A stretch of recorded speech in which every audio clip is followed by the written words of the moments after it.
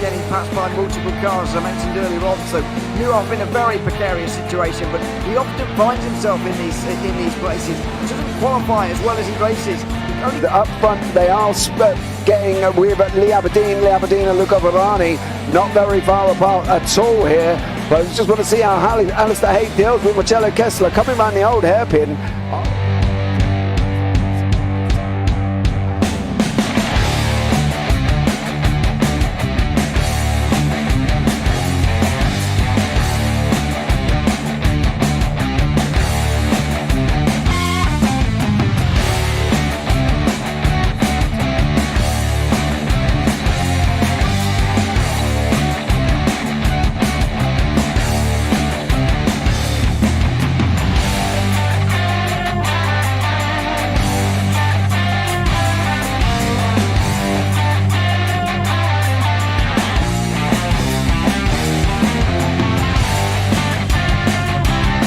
I would say it's not the best decision they've ever made, just not having done that under the safety car, really. Yeah, they're taking their pit stop strategies from Ferrari lately or something. What's going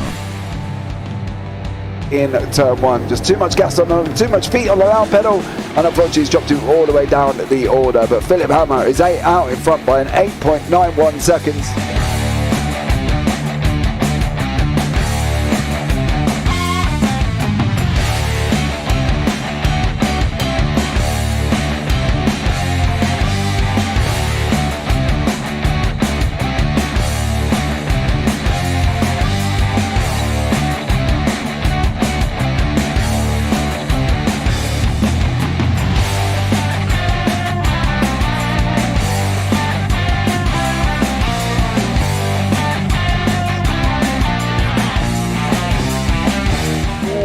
Dan Michael is a wall there, sir.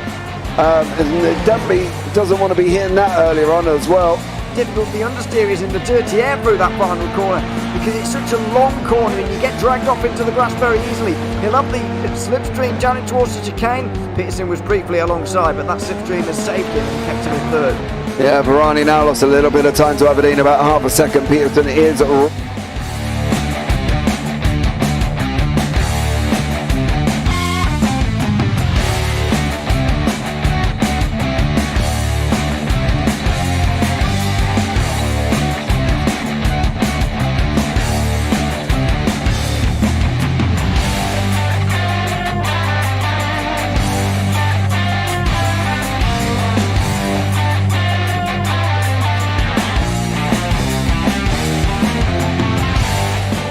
Pike's pushed Morton forward up ahead. He's got out of line. Is now Pike going to have a go at Werrell? Don't push him off. He's in the championship fight. Jack Werrell chasing down Carl Jacklin. Further down, Rob Williams and Chris Barnes. Sensational run outside line now though for the heavy braking zone. Around the outside goes the Audi R8. Look how much Miller's come back into play. Exactly. Miller's still such up. He's not on second and change. All of a sudden Miller's back in play.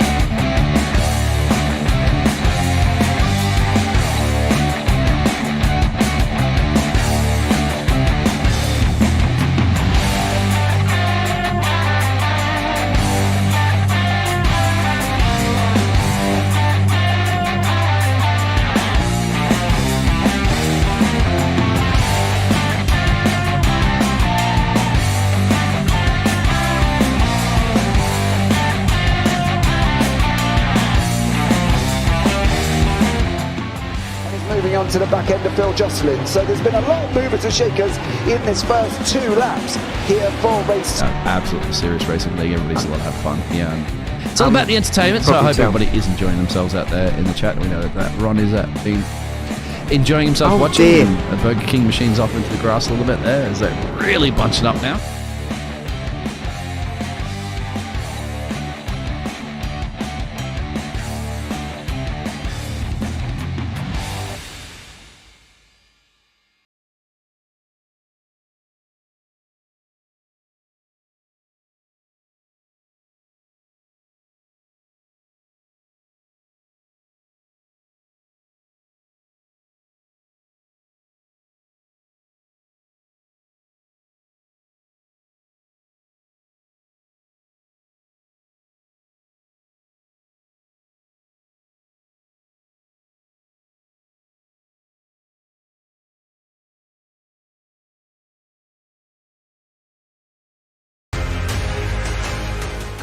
Does he have it? Medeiros is going to get it. Oh, they're going to toss it. They haven't got it. He's on the outside line though, going into the fastest corner on the circuit. Surely this can't work. Dominic Ligner has got a sensational run outside line now though for the heavy braking zone. Around the outside goes the Audi R8. Look how much Miller's caught back into play. Exactly. Miller's still start trouble. He's not on second and change. All of a sudden, Miller's back in play. Can Barry do it? Big Barry's going to do it. Big Barry.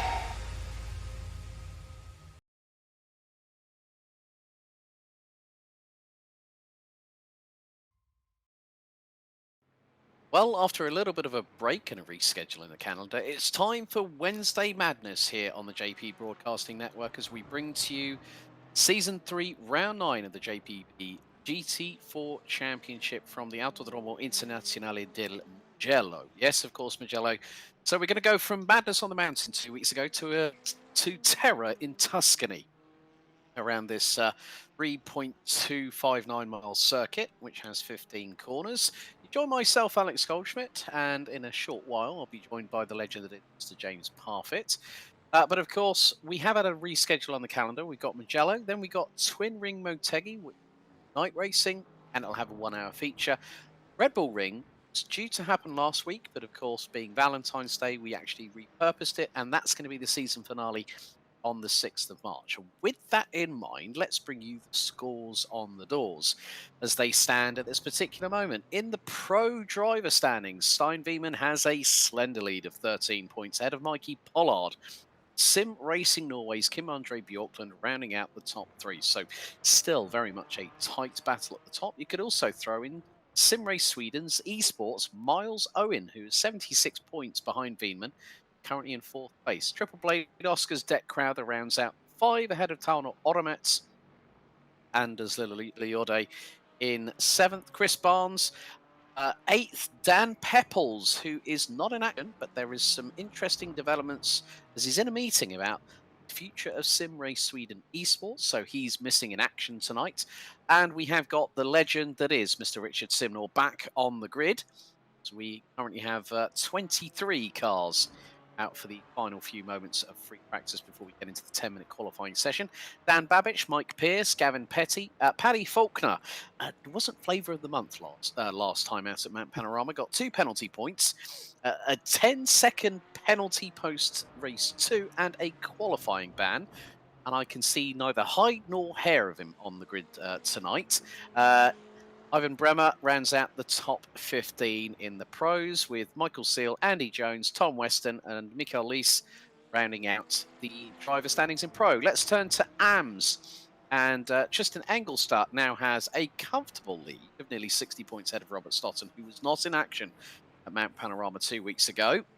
So it was even Stevens a couple of rounds back, but Engelstad has extended his advantage. Rob Williams rounds out the top 3. Just 4 points behind Rob Stoughton. Tobion Mele, Rachel Hoff round out the top 5 in the AMS, followed by Stuart Rice, Richard White, Stuart Gibbons, Gary McFarlane, not here tonight. He's still working, unfortunately. Hopefully, Gary, we'll see you back on the grid very, very soon. Chris Evans rounds out the top 10 ahead of Jeff Rakowski, Austin Draper, Callum Milam, Gordon Hauger, Tom Anderson, Stuart Pearson, Nicola Fonacciari, who's going to be racing on home soil tonight, and Tom Bingham, rounding out the AM driver standings. Now we turn our attention to the pro team table, and it is Sim Racing Norway leading the charge for the team's title by just 6 points ahead of AIRaceSummaries.com Tracy. Sim Race Sweden Esports will lose a little bit of distance between themselves and the 2 in front because they've just only got Miles Owens running tonight, but they round out the top 3. AIRaceSummaries.com Jesse are in 4th, head of Triple Blade Oscar. Project 88 Pro round out the top 6, head of DC Racing Falk C. Team Vikings, DC Racing, DCW Racing Blue, DCW Racing. Sim Race Sweden Esports late with Ivan Bremer still running on the circuit, and JWM rounding out the top 12. We're just getting started with our qualifying session here at Mugello. Got one more standings to go through. It's the AM team table. Project 88 AM are leading on 790 points ahead of Triple Blade Gamma, with Triple P Racing 3 rounding out top positions, covered by about 71 points at this moment, with 3 rounds to go, including tonight. Quad Dash Racing, Triple P Racing 1, JC Sim Sports, Twisted Development Racing, Performance Link Esports, Sim Racing Norway Late, and TART rounding out the 10 strong. With that in mind, James Parfitt. Good evening, sir. Good evening to you, young buddy. How are you? How's everything going? We've got all good. Tuber after in YouTube chat. TPB checking in. That's of course the boys from Triple Bypass there as well. Okay, so Mugello. Well, you know, it's going to be an interesting one. It's going to be exciting, I think. We did swap this out for Rudskogen because, well, Rudskogen. And not everybody was overly impressed with Rudskogen. So we were like, okay. And then they wanted to do the new one.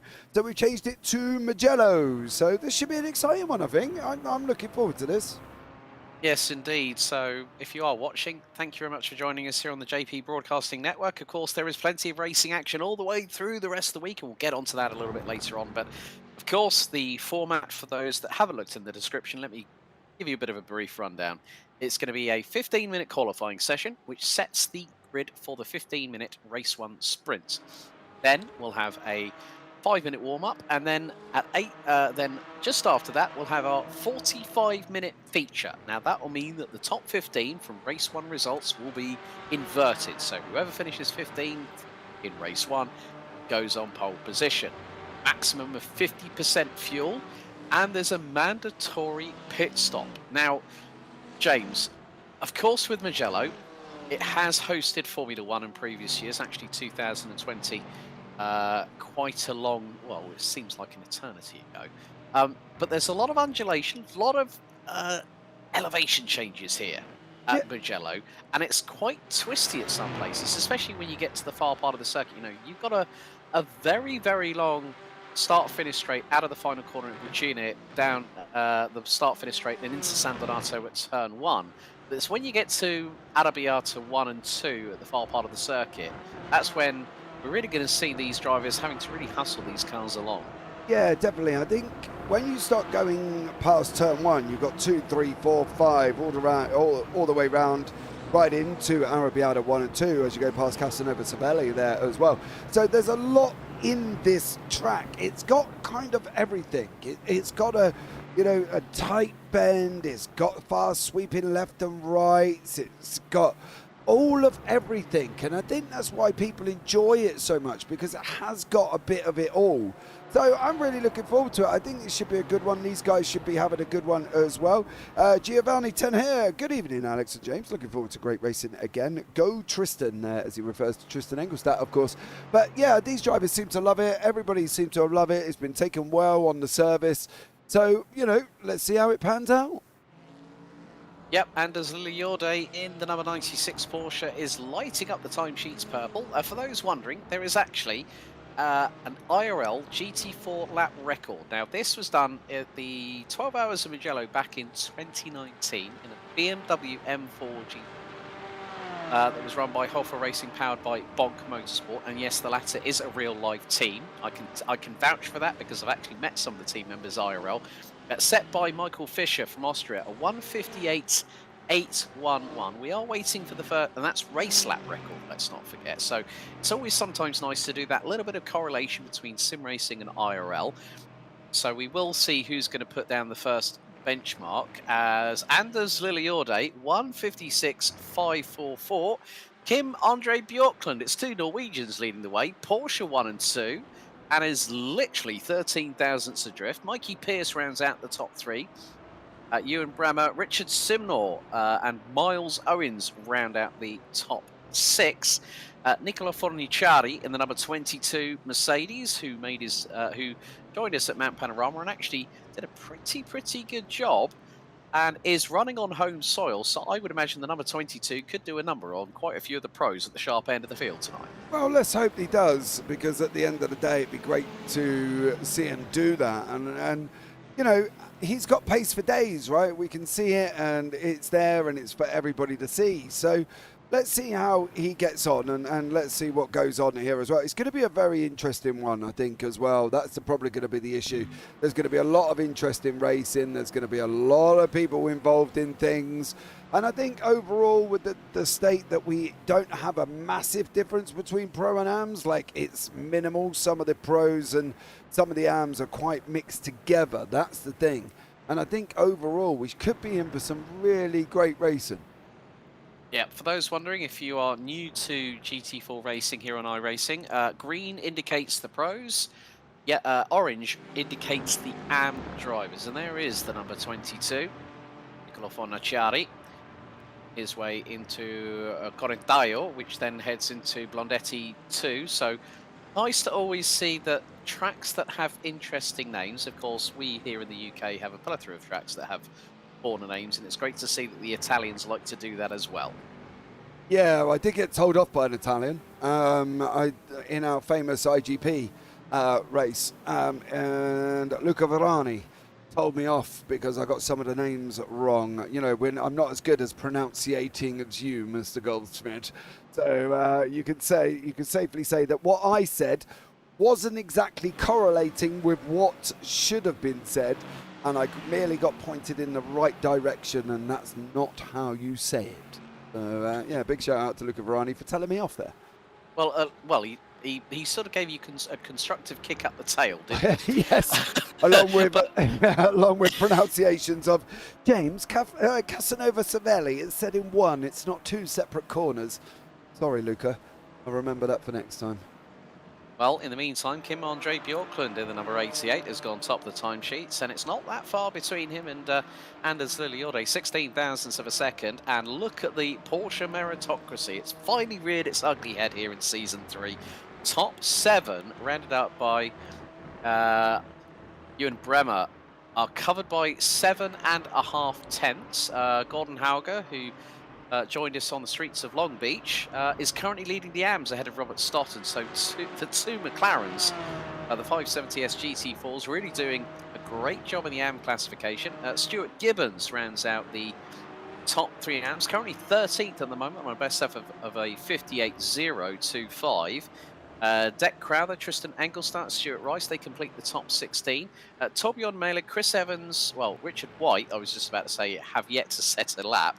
And Richard's just already gone up into P18 on a 158.271. And as you said, the spread that we're seeing over the majority of the 23-strong grid, 18 covered by just under 1.9 seconds. Lilliode's just gone purple in Sector 1. And has he improved? Yes, he has, 156.332. So it's the battle of the Norwegians. And look at the AI race summaries smorgasbord come across the stripe. Yeah, they're all 3 of them together. That's Piercy, Sidnar, Pollard. It's great to have Piercy back as well. He hasn't raced for a bit here, so Mikey Pierce is back. I will have to jump onto the start screen once we've finished qualifying, guys, because there is an issue that I need to resolve, but I cannot resolve that until I jump onto the start screen. So unfortunately, I will have to try and do that one in between the break, as I do have a little bit of an issue that I've got to try and resolve. But overall, I think with the fact that also I've got to give a shout out to Gavin Petty as well. He did make it. He wasn't sure if he was going to because he was working, but Gavin Petty has made it, so that's great to see there for him. But yeah, very interesting set of times, and as you say, it's only your second down to 8th place to Robert Stoughton. Yeah, and it's now top 20 covered by 2 seconds, rounded out by the number 8 Porsche of Richard White, is in the alongside Robert Stoughton, are leading the AM team championship standings in this 3rd season, as we're now riding on board with Torbjorn Mailer, who I think might have switched cars since we were last out at Mount Panorama, now has switched to the Merc AMG GT4. Currently exactly 1.9 seconds off of provisional pole with 5 minutes and 20 to go. So, I mean, again, changing a car at this late point in the season, depending on testing cars out, we've had that before, James, where people have gone past a certain point in the season where you said, no, you can't change your car, and then they go, well, that car, I should have got that in the first place. Yeah, Deck Craver is a wonderful man for that, and Andy Jones. Oh, don't start about him. He has itchy trigger car fingers because I'm sure he picks a new car every single week and then wonders why he's not at the top of the championship, because he just changed car over and over and over and over and over again. So I'm just checking on Torbjorn Melee because I haven't seen anything about a car swap, but if that is the case, then he shouldn't be out on qualifying.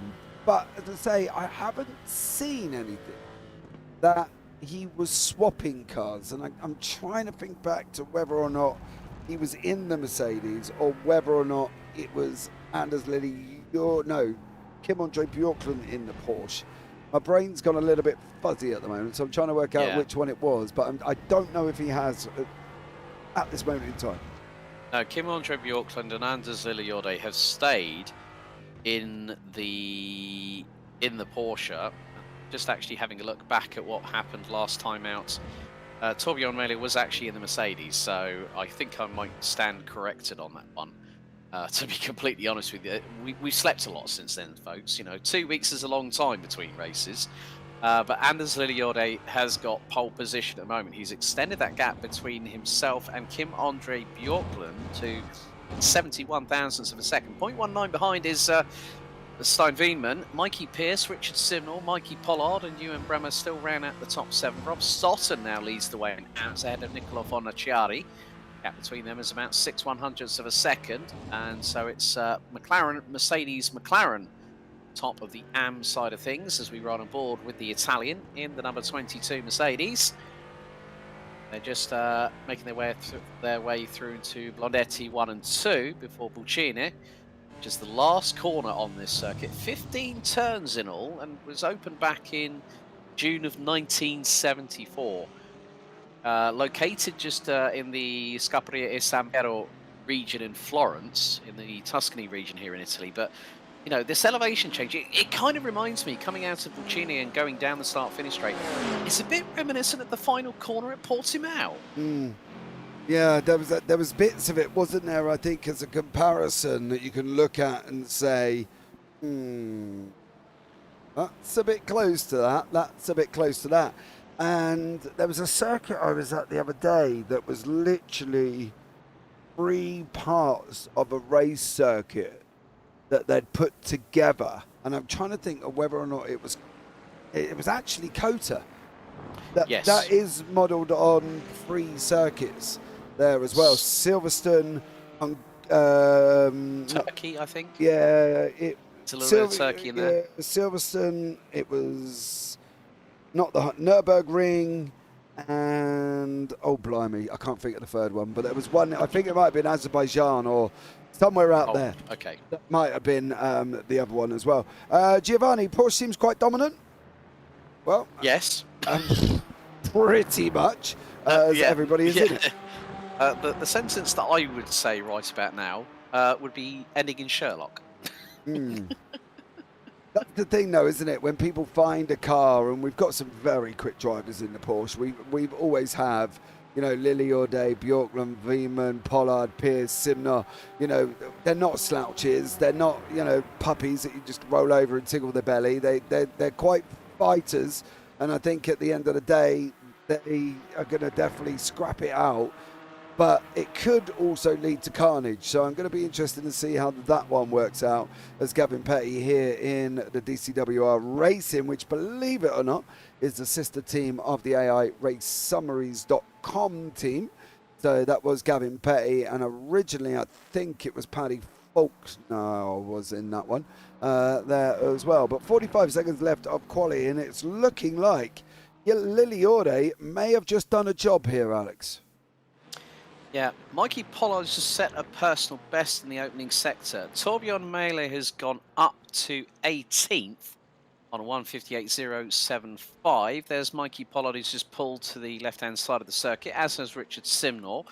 All of the top 7 have pitted. Autometz is in the pits, Petty in the pits, Crowther, Williams, Mele, White, Rachel Hoff, Stuart Pearson did decide to go for an outlap and has decided to venture back into pit lane as we are coming down to the final few seconds.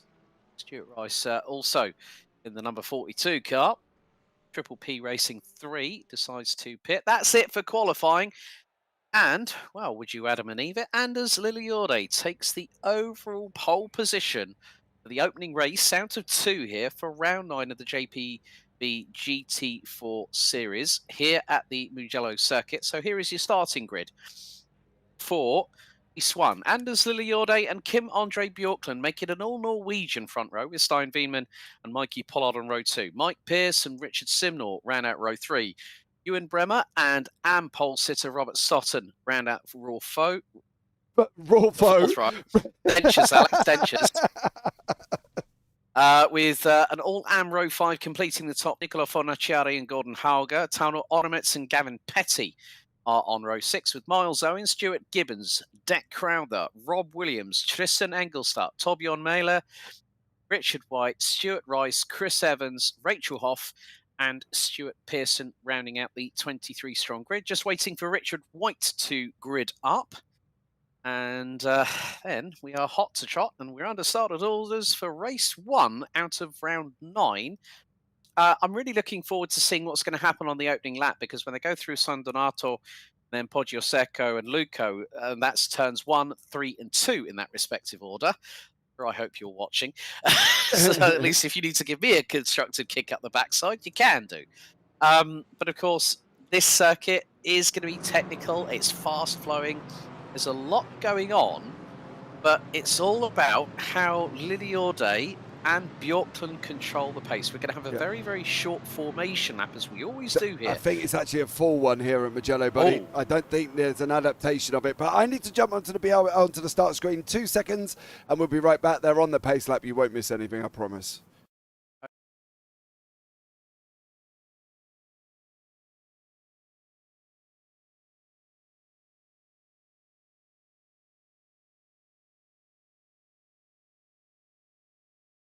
So, of course, this is going to, as James said, this is going to be a full formation lap. And, yeah, this Porsche meritocracy might hold its own, but I'm waiting to see what we're going to, what we've got Robert Stott and Nicola Fornaciari, Gordon Hauger. Those are the top 3 AMs, and they have been very, very racy. So the pros, I think, won't have an easy time in this opening race. Yeah, they're definitely not. It's going to be very interesting to see how they get on. Fornaciari, Stotton. They're not slouches. They know their thing. They know their game. They know their ability, and hopefully they should be okay. So let's see what goes on there as well. We're just trying to correct some things in the background as I change one thing and then something else breaks. So that's always wonderful. Oh, the wonders of modern technology and the internet here, James. As always. I I know. know. Tell me about it. We had our fair share of mares last week, folks, and we're not going to go through that rigmarole again. Just an average sim racer, cheering on Nicola Fornaciari. Will start from 9th on the grid. So Lilliorde and Bjorklund will control the pace. We're making our way through Arrabbiata 1 and 2. There is an adverse right-hand down camber. Now the camber is also something that could catch the drivers out, especially, as you and I both know, James, when they get a bit too eager on the loud pedal. Yeah, there's quite a few times, haven't we? We've seen them there as well, and they've gone through a corner, stuck their nose in, the back ends come through, and next thing you know, they are just doing more pirouettes than a ballerina in Swan Lake, unfortunately.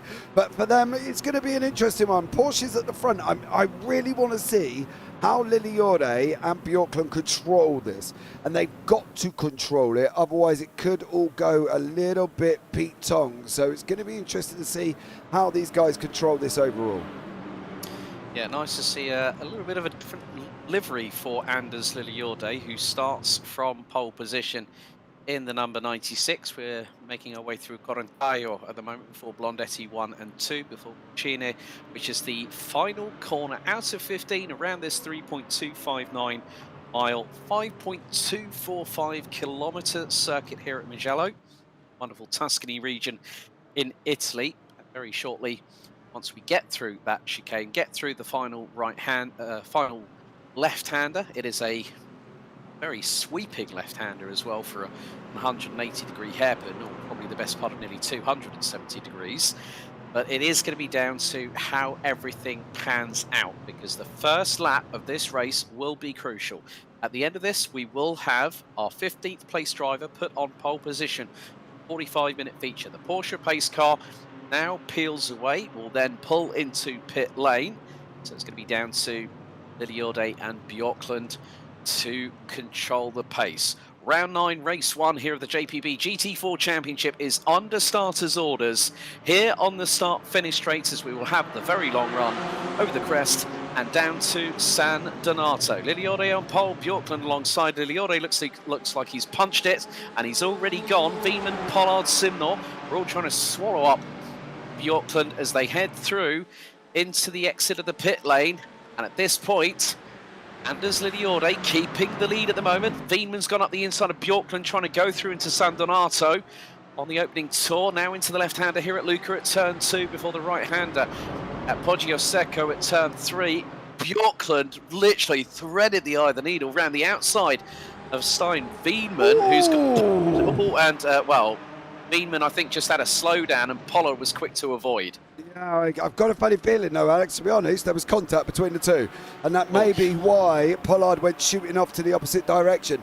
Bjorklund knew he had to do a job, right? He knew he had to stay in front of him, and he did that really well. We're coming down into Arrabbiata 1, the double right-hander, of course, before we go into 2, and they knew these boys had to stay in front. They knew it, they did it, and they did it well. Stotton has jumped Mikey Pierce in the pros for the AM lead at the moment. Gordon Haig and Fornaciari behind that, and then Toro Oromet sitting behind that one with Gavin Petty and Miles Owens. It's a great battling all the way through. We got Rob Williams battling further down with Deck Crowther. We know where he is in the championship, and we know that he's got to try and stay ahead of Robert. He's got to stay ahead of Torbjörn Melee at the moment, which he is doing, just as there's one place there behind him as well. So yeah, great battling at the moment. But the boys from AI Race Summaries not getting it all their own way. Simnor's just got past Veman for 4th place, so Simnor looking to get back to winning ways early doors. Ewan Bremer from Sim Race Sweden Esports is very close to the back bumper of Stein Veman. Rob Stoughton making good his intentions. Gordon Hauger has got past Nicola Fornaciari for 2nd place in the AM classification and rounds out the top 9 as we complete the opening lap. Liliore has a lead of about 0.4 of a second, which is quickly dwindling down on the long run over the crest at the exit of the pit lane into turn 1 at San Donato, down the dip into the right-hander. Pollard takes a slightly tighter line than Simnor, who's trying to carry the momentum through and nearly goes up the back bumper of him in the process. Got Veman slotting in behind, so the AI race Tracy's trio. As sharp intake of breath, we have got a Mercedes round, and that is Pearson. Yeah, Gavin Petty, unfortunately. Gavin dear. Petty has made a little bit of mistake, whether or not he's gone in too deep there on Richard White, or the Mercedes has just stepped out. No! Was that Miles Owens that just went into the back of him? It was, yeah. Owens tried to go up a gap that really wasn't there. And unfortunately for Miles Owens, that's cost him and Gavin Petty a bucket load of positions. Miles has returned the position by the looks of it, as Miles is now behind Gavin. But at that moment in time, the whole table were below 1 second per each car. There was nobody out of a 1 second range. And at the moment, Gordon Haig and Robert Stodden in this McLaren, well, they're going at it tooth and nail as they come round into Bellagio, turn 11. Well, that's going to really hurt Sim Race Sweden Esports challenge at the top end of the pro team table, because obviously Dan Peppel's not here tonight. Miles Owens is just riding shotgun on his own as we speak, but with 11 minutes and 28 still to go, it's Liliore from Bjorklund, Pollard, Simnor, Veman, Bremer and Pierce rounding at the top 7. Rob Stoughton is about 0.6 of a second in front of Gordon Hauger, who we're riding on board with at the moment. This is the battle for the AM class lead, so 2 Maccas at the front with the Merc not too far behind. Fornaciari is trying to close in on the Norwegian in the number 71, so we could see a very enticing battle as 4 minutes have elapsed, 11 to go, and we're on to lap 3. Richard Simnor, no surprise here, new fastest lap, 1:57.082. Yeah, and he's got his Mikey Pollard in front of him. He's got obviously his teammate right there as well. Simnor is back up and running. It's great to see him back up and running. He's had issues with his PC. His graphics card just keeps itself. And I believe it was not repaired, it was replaced by Scam, but it was a 4090. So it was, yeah, very interesting for him there. But he is back up and running now, and it's great to see him back. Yeah, it's always a pleasure to watch him at work, even if he does talk to us about magic pebbles in post-race interviews, but that hasn't happened for quite a while. But Liliorde still leading. The gap between him and Bjorklund, they're looking to just really get through this race and put some solid points on the board. Their own respective battles in the table. So 5 minutes of the 15 minutes of laps, 2/3 of the race still to go. Liliorde now starting to extend a slender lead over Bjorklund. Liliorde did a 57.193 last time around. Bjorklund a 57.260. Pollard on a low 57.1. Simnor high 57.0. Wienman running on a 57.4. Now Stein Wienman is leading the pro classification, as I alluded to earlier in the broadcast. Not by much, by about 13 points. But the biggest thing here is that Mikey Pollard is ahead of him on the road. Yeah, he is at the moment, and it's vitally important for him to stay where he is. You know, Pollard needs to stay where he is. Stein Wienman needs to try and clear Simnor. I don't know how involved Simnor's going to be. He knows he's out of the championship. He knows he's going to be not within the area, as we've only got 2 rounds left of coming into the lead. So I don't know how much he's going to get involved. He might go full hammer and tongue and go for the win, or he might not get involved at all. So it's going to be a difficult one for Simnar here in a lot of decisions. I am a little bit worried. The Norwegian contingency are slowly being pulled in by the AI race summaries here. So they've got to be a little bit careful and try and escape at the moment. And then back down in the AMS as well, while that battle materialises, we've still got both McLarens with Stotton and Hager battling it out. Yeah, with Fornaciari not too far behind. Kim Andre Bjorklund, new fastest lap of the race, 1:56.650. That's the best part of 2.2 seconds quicker than the IRL GT4 lap record of a 1:58.811. So Bjorklund was within striking distance going into San Donato on the start of lap number 4. As Stotton still keeping Hauger and Fornaciari at bay. He's got about a half-second lead over the Norwegian in the number 71. But Fornaciari will have a lot more track knowledge, will probably favour one of these kinds of circuits. Of course, Mugello, as we have alluded to, is showing we are getting great racing. Rob Williams is in pit lane in the number 93, so whether Rob's actually had a slight trifle with a barrier. We're actually going to see a replay here. This is going to be more than likely into Blondetti 1 and 2 on the curbing. Loses the and bang. Oh, Rob. He's held the brakes. Let's be fair about it. There wasn't a lot. Oh, Penny. Oh. James has just that the commentator, the commentary box defibrillator on that one, because like Penny, and then literally silence. God. I thought Williams was coming back. The hard thing for Williams though is everybody else went round the front of him, so he was like, "Oh, Petty's going to do the same. I'll start backing up." But of course, Gavin had different ideas. Yes. So unfortunately for Williams, there that was going well against Torbjörn Mele, but unfortunately it didn't quite turn out so well. So now he's going to be behind Torbjörn Mele. We have, of course, top 15 reverse. Let's not forget that. That's still kicking in for race 2, so that's going to jiggle everybody around. At the moment, it is Torbjörn Mele on pole position. So unfortunately there for Mr. Williams, it could be a bit of a lost round for him this evening. But yeah, should be seeing how that one pans out. Fornaciari up behind Gordon Hager at the moment, having a good old battle. Yeah, still within 0.3 of a second of the Norwegian in front.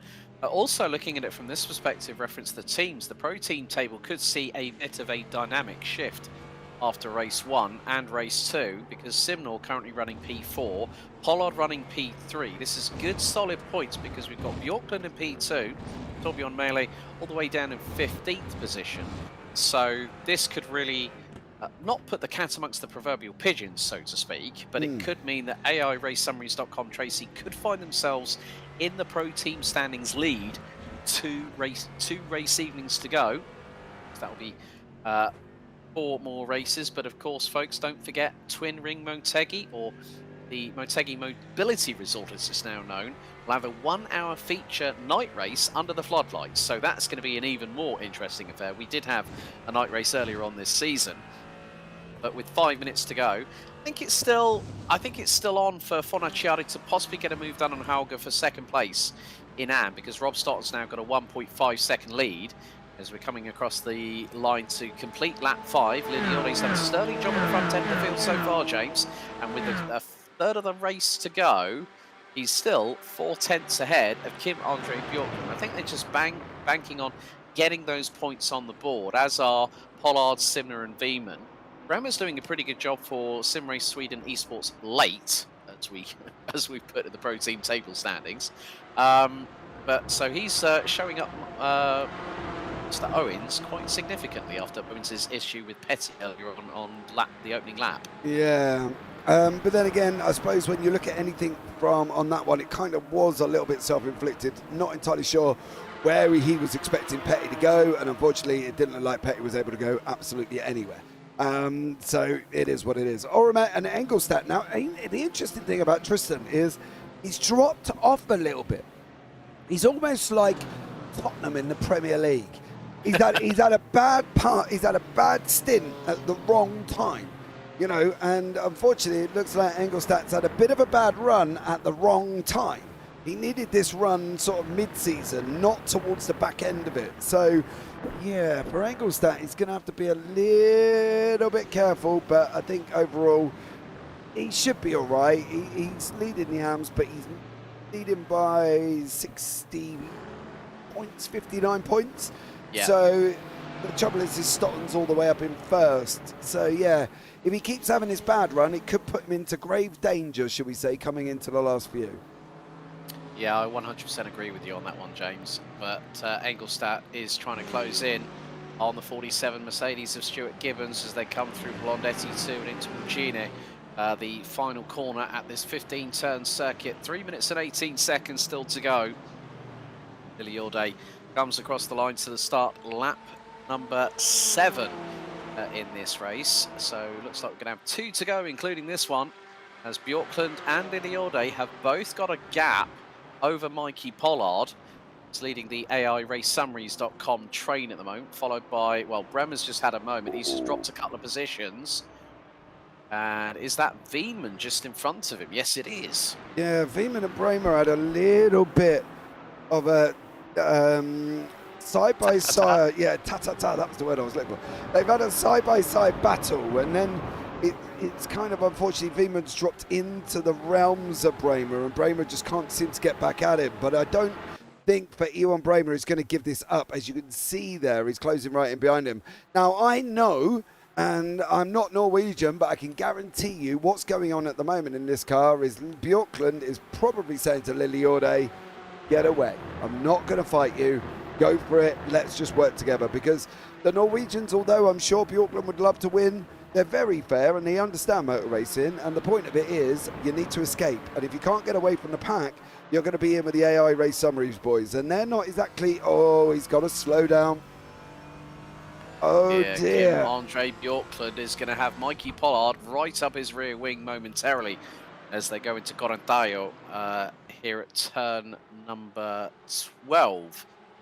So Pollard and Simnor are sort of just running in formation, and it's good solid points for the team. It's going to help Pollard in the fact that Simnor's between him and Veman, so this will close the gap up. It was 13 points coming into this opening race out of 2 here at Mugello tonight for round 9 of the season. So they'll just bank on, okay, let's just keep going. Let's not do anything untoward. And you can see that Simnor is bump drafting Pollard down the start-finish straight out of Puccini on the run down to San Donato. Liliorde's just put in the fastest lap of the race, a 1:56.479. We are on the white flag lap as Simnor tries to go around the outside at San Donato, but has to slot back. Well, he loses a little bit of momentum because he went a bit too wide on that corner going into Luco at turn 2. Fornaciari, in the meantime, has closed on Rob Stotton. Now, in the meantime, Gordon Hauger has dropped significantly down the order, did a 2:040. So I think the Norwegian in the 71 had a bit of a drama. So Fornaciari is, so what's going to happen here? So there's Fornaciari on the right-hand side. There is Gordon Hauger on the left, on the run down to San Donato. So Fornaciari has got through. Wondering. I'm not really sure what goes on here because Hager drops into the clutches of Engelstad. He lets him through. Then he's going to let Gibbons through. So I honestly, Alex, I don't really know. I'm trying to put it into clear perspective for you. I have no idea. Okay, we'll plead the fifth on that one, James, as the 15 minutes have elapsed. And this time around, we are actually going to get the checkered flag on lap 8. So Anders Lilliorde from pole position has led every single one of the laps round here at Mugello in race 1 out of round 9 here on the JPB GT4 season 3, and into Buccini for the final time. And this is going to be a good one for the Norwegians. They will definitely celebrate this one because Anders Lilliorde out of Buccini at turn 15 will now put the pedal to the metal and run to the checkered flag, and it will come out this time. Anders Lilliorde picks up the win in race 1 here at Mugello by over a second. Good points for Kim-Andre Bjorklund. Did get a slowdown, nearly had the frightness put on him courtesy of Mikey Pollard. Rob Stoughton will pick up a win in the AM class on his return to the championship after being missing in action at Mount Panorama ahead of Nicola Fornaciari. Justin Engelstad will round out the top 3 in AM. So a good showing from him. Of course, Rob Stoughton will close down that 59-point gap after this race as the rest of the field make their way across the line. So Lilliorde wins race 1 of everybody else. So it was Lilliorde ahead of Bjorklund with Pollard rounding out the top 3, if I'm very much mistaken. And there are your results. So Anders Lilliorde takes the win, the number 96. The number 88 of Bjorklund takes P2. Mikey Pollard in the 73 takes 3rd place and rounds out the podium. And it was a 3-4 for AIRaceSummaries.com. Tracy, as Richard Simnel rounds out the top 4. Points leader Stein Wieman 5th ahead of Ewan Bremer, with Mikey Pierce rounding out the top 7 positions. Then it was Rob Stoughton in the number 9 McLaren that takes the AM class win ahead of Fornaciari in the number 22 Mercedes, with Tristan Engelstad taking 3rd place in the number 57 BMW. And then you see the rest of the order there. Likes of Stuart Gibbons just about 1.2 seconds behind in the triple blade Gamma Mercedes. Dek Crowther, Tauno Oromets, Gordon Hauger, and the person that will end up on the top 15 reverse grid pole position for the feature race on race 2, Torbjorn Mele, rounds out the top 15. Richard White takes 16th ahead of Chris Evans. Gavin Petty, after that moment between him and Miles Owens, ends up 18th. Rachel Hoff, Stuart Rice, they complete the top 20 in the pair of triple racing 3 Mercs, with Pearson, Owens, and Williams rounding out the grid and rounding out the field. And Rob Williams, unfortunately, retiring with 6 laps to go after that big old off after Blondetti 2. Yeah, he did. Unfortunately, torpedoed the barrier. He was staying ahead of Torbjorn Mele and doing a great job, and then just torpedo it. Giovanni, last part AM, top was very confusing. What happened? We cannot tell you. Gordon Hager, I did like to point out as well, not only did he lose places on the guys in front, did Hager, he lost a place to Engelstad, Gibbons, Crowther, Oromets as well. So I can't tell you what happened there, buddy, because I have no clue at the moment. So yeah, very, very tough one for us to figure out. I'll try and get on the case and see what went on. Yeah, I completely agree. I think it might have been the case when he did a 2:04 and everyone was running about 10 seconds quicker. I think he might have had an off track at some point on the circuit, but we didn't quite catch that. But James said he will endeavour to find that out. We are underway with the 5-minute warm-up. Of course, we have discussed on previous podcasts, myself and James, that there will be a season coming up, and what's more, it'll be after week 13, which means, James, we could have some rain in the air here at the JPB GT4 Championship, and that's making me so excited, mate. And what's worse is they've given me control. Oh, right. Spa, Nürburgring, you are definitely getting rain. Yes, you definitely are. The calendar has been out and released. I can't give you some hints of it as well. We will start on the 20th of March. We're going to open up with a media day at Monza, and then we've got 10 rounds of racing. That does include Portimao, shall we say, will be there as well. And there's been some very interesting other choices as well. Format's going to stay the same: 2-hour practice, 10 minutes open qualifying, 15-minute sprint race with 45-minute feature race after. So, yeah, I'll get that. I'll tell you what I'll do. I'll get that onto the broadcast as well while we're doing this. But yeah, it's all up, decided as well, and ready to go. The forms will be open hopefully by this week. There's a lot of changes we need to do on the website to get this all sorted out. So we will get that up there, and you'll be able to have a look. But if I'm not mistaken, or I may well be mistaken, here as well, this will be next season's calendar. So as you can see, we're going to go to Monza for the media day there, Alex. So that's going to be an interesting one, I think, for everybody as well. And then we're going to go and head to the Nürburgring for round 1. Round 2 will be Circuit Zolder. Round 3 will be Portimao. Round 4 will be Spa. Round 5, Road Atlanta. Round 6 will be the Hockenheimring. Round 7, Brands Hatch. Can't rain in England, right? Well, unless we go to Brands Hatch. Round 8, Round of Road America, Alton Park without the Britain chicane. And then we're finishing off at Silverstone. Of course, it's never going to rain in Silverstone, is it? Jerry might be out on that one. That is one hell of a calendar. And folks, let's just put you into a little bit of a perspective that myself and James will be returning for the GT4 Global Challenge. I will, however, be missing, I think it's going to be Zolder, isn't it? Yeah, yes, I think that's what you said to me. Yes, so we will be back for the majority of it. That is an exciting calendar. And yeah, I mean, you know what they say? If it ain't broke, don't fix it, folks. So there is your calendar for the GT4 Global Challenge. That will be season 4. And it sounds a bit like the GT4 European Series that is part of the support package for the Fanatec GT World Challenge powered by AWS. That was. I've got to give a shout out actually while we're doing this. I've got to give a shout out to Stu Rice.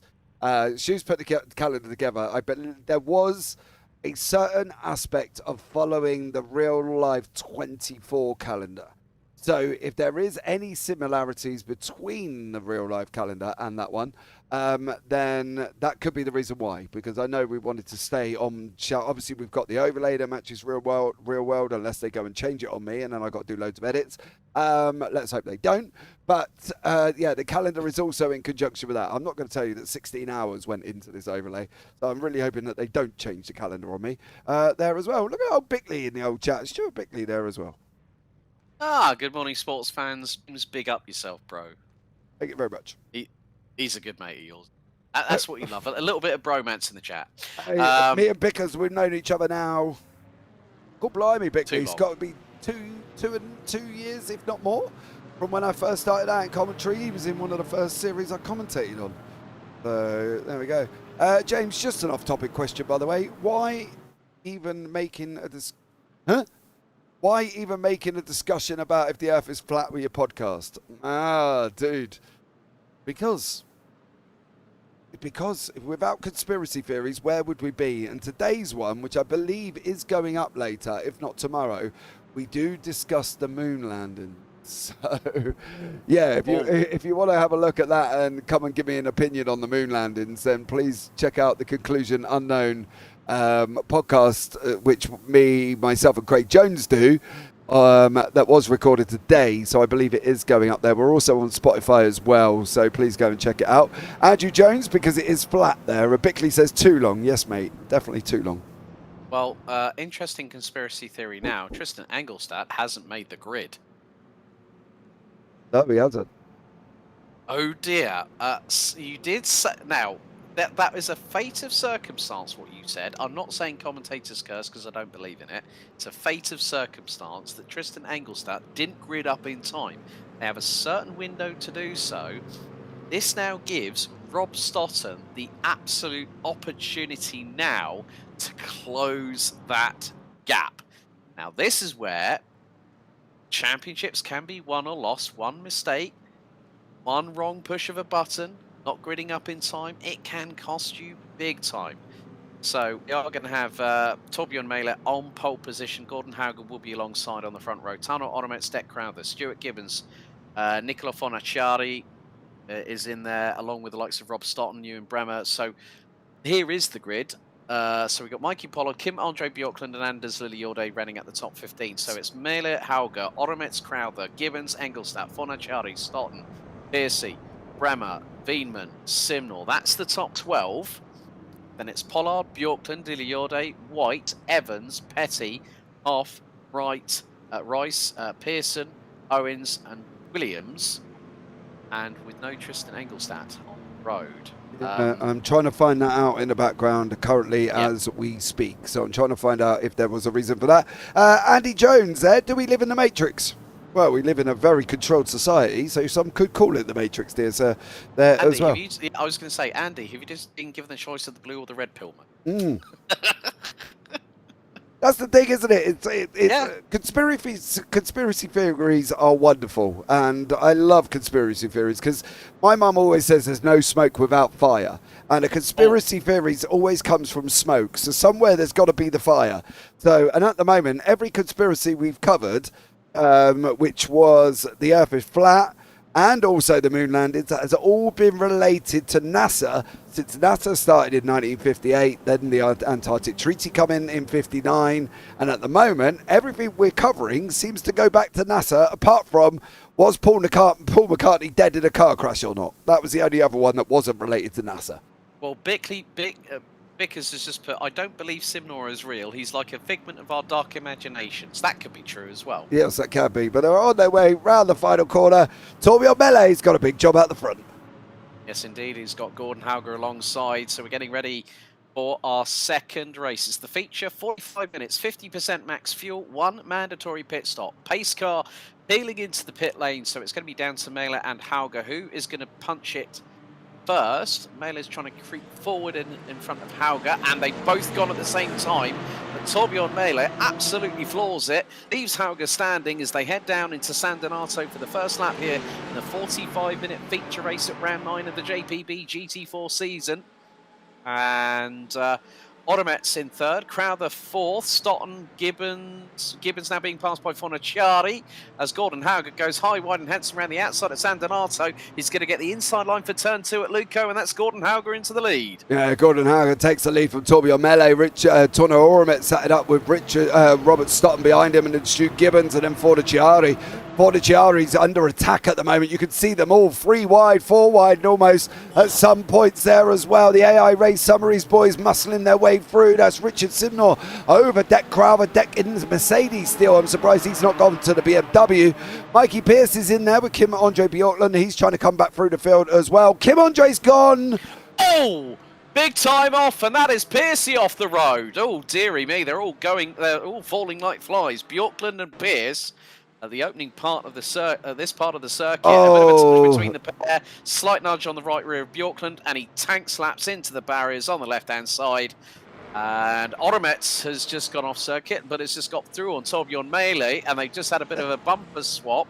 It's Rob Stoughton round the outside. Oh no! No, Mele's gone off. Mele's gone off as well, and I think he's come on into the road. Oh my goodness. I did say Terror and Tuscany, and I didn't expect it to be in this second race. It's 3 wide. Slight contact between Odomet and Mele, and then the secondary contact with Rob Stoughton. And Torbjorn Mele, front end, absolutely wrecked. Smoke billowing from the radiators. And that is the done. 242 out.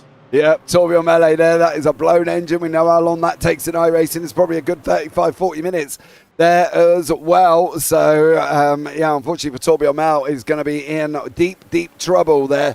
There was a hint of netcode in both of them incidents where we saw Bjorklund and Piercy go off, and also Torbjorn Mele as well, unfortunately. So although there was a fix put out that they had apparently done some work on the netcode issue, clearly it's still rearing its ugly head. But we are connecting people from all over the world here at the moment, so it's no surprise really that is absolutely going to happen, because we've got people, as you can see, from Norway, Estonia, Italy, Holland, the UK, Sweden down there as well. So, yeah, it was obvious it was going to happen at some points, but we didn't realise it was going to happen quite as quick, as Deck Craver and Chris Evans are going side by side currently at the moment. Rob Williams is in 21st. I will say Engelstad is out on track at the moment. He must have just missed the start or had some problems there for Tristan Engelstad, because he is out on the circuit. But Gordon Haig leading away by 4.5 seconds at the moment there as well. Rob Stoughton has tumbled all the way down to 16th position overall. He's outside of the top 3 in the AM class. So, welcome back to the top 3, Richard Simnor. He's currently in P2. Now, this is what happened to Rob Stoughton. He went straight on. Whoa. And just narrowly missed the barriers off of the exit of Blondetti 2. We have a look on board, and he's turned it, tried to go right. It's gone straight on. Yeah, it's just not gone anywhere in that McLaren, unfortunately. Torbjorn Mel is back out. They do have a fast repair, so he has probably used that and come back out there as well. So Torbjorn Mel is out, coming back out on track at the moment. There is that 75% rule where they do have to complete 75% of the laps to score points. So they are obviously with Engelstad and Melee coming out to try and do that. Gibbons is under pressure at the moment with Stein Wieman. He's also got Lily Orde coming up behind him. But Gibbons isn't stupid, and that's the thing. He's very smart when it comes to being able to control the field around him. So if he doesn't need to fight a pro, he won't. And he's got 2.6 back to Evans. However, Evans has not got that luxury at the moment here as well. He has got a lot of the AMs behind him, including Richard White, Rob Stoughton, Stu Rice, Rachel Hoff there as well. So great action taking place here again. Don't forget Alex as well. We've still got that pit stop. Yeah, and of course, we always try and rack our brains on when we possibly assume when these drivers are going to come in. Bickers said, need to get the internet hamsters to run a little bit faster. Who was that for, I wonder, Bickers? Tell us in the chat, buddy. We'd appreciate getting your feedback back on that one. But at the minute, Gordon Hauger leads the way in the AM classification, leading overall, and also has the new fastest lap of the race, 157.146, with Fonacciari and Gibbons rounding out the top 3. Evans in 4th, White in 5th, Stoughton 6th. That's in the class standings in this race, with 40 of the 45 minutes still to go. Richard Simnor leading the way in the pro classification, 4.7. Well, he's about 9/10 of a second ahead of Ewan Bremer. Mikey Pollard, Stein Wieman, Anders Liliorde rounding out the top 5. And Kim Andre Bjorklund all the way back behind Richard Simnor to the tune of about, I think that's what, well, looking at where Simnor is, he's currently second at the moment, 4.1 seconds behind Gordon Hauger. Now, we know that Mr. Simnor can pedal. He's got Bremer right behind him. Forniciari second in AM and 4th overall. Pollard, Wieman, Liliorde. Gibbons third in AM and is 8th overall, with Odomets, Petty running at the top 10. Owens, Crowther, Evans, Stoughton, and Richard White round out the top 15. Evans, Stoughton, and White rounding out the top 6 in AM, followed by Stuart Rice, Rachel Hoff, Mikey Pierce, all the way down in 18th place. Kim Andre Bjorklund has made his way up to 19th, and it's closing in on Piercy in the 28th as Gordon Hauger again sets a new fastest lap. He's got clean air. Now it's Ewan Bremer, 156.5 by the number 36 Porsche from Sim Race Sweden Esports.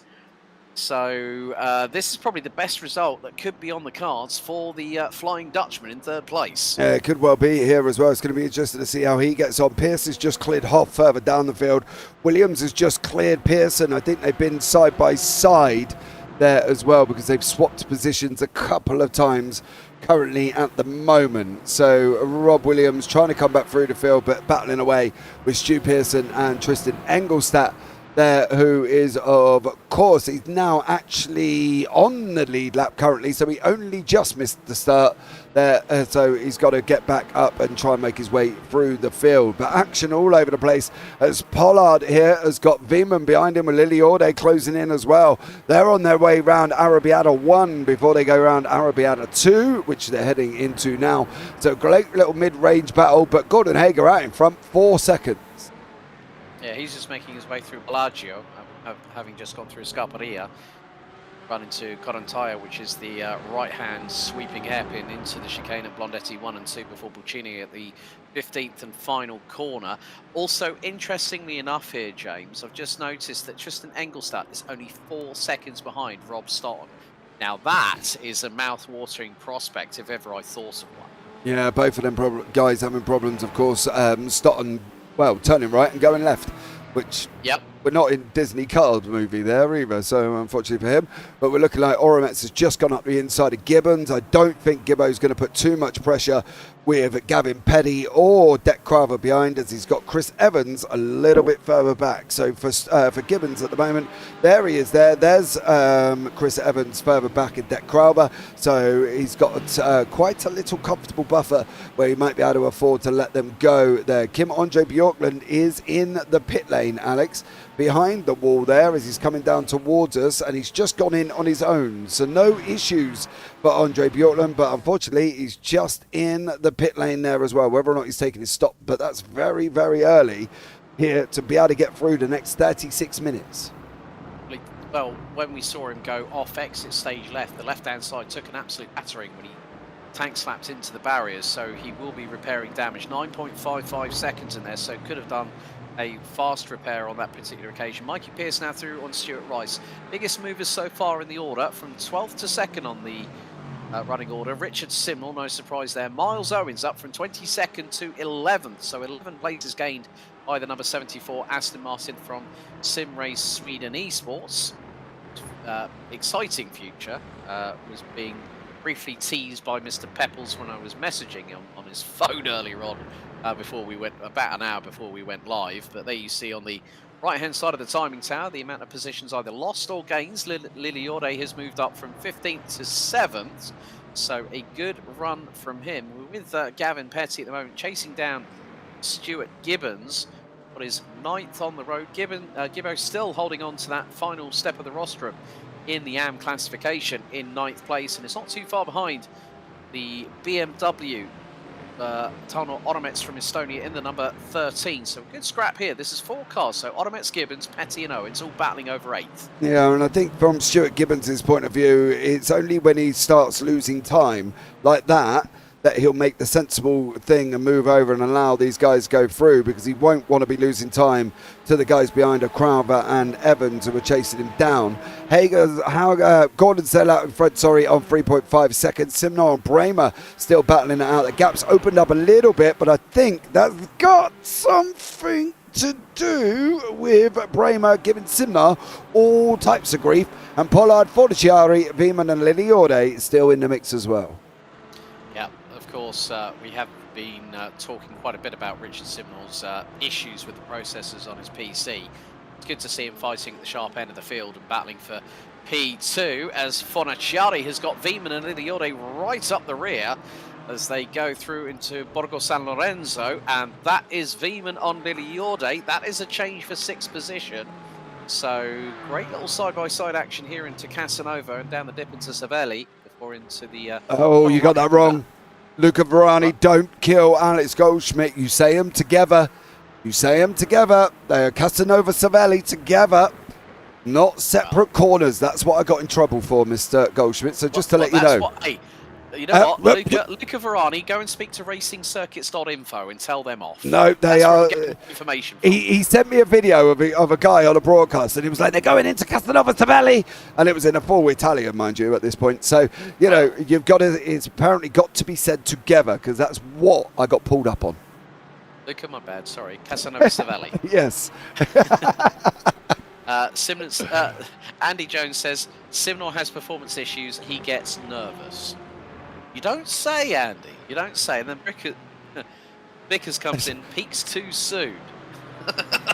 Are they both talking about Simnor on that one? Yeah, I think there's a reference. You could almost say gone in 60 seconds, but we won't go too deep. No, we won't go into that one. Talking about Nick Cage and Angelina Jolie, for God's sake. Angelina Jolie with dreadlocks. Hello, steady, darling. Steady. James has just had a moment. But Liliode is not letting Veman get away going into San Donato as they head into T1. Gap between them is about less than 0.2 of a second. This could be the move.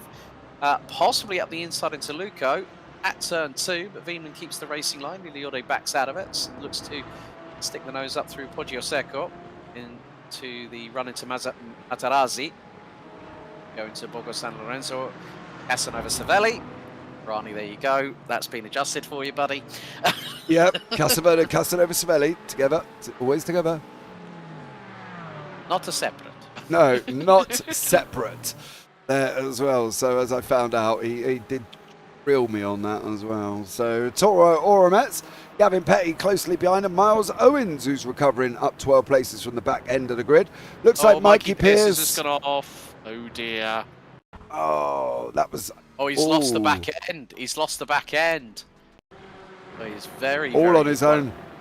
Oh dear.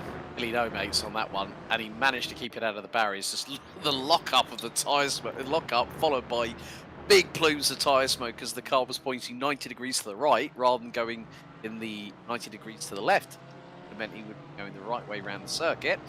31.5 minutes still to go. Gordon Hauger leading. Richard Simnor, Ewan Bremer rounding out the top three. Bremer still giving Simnor something to think about here. And I haven't seen Richard under pressure from anybody else apart from teammates to this significant extent for such a long time.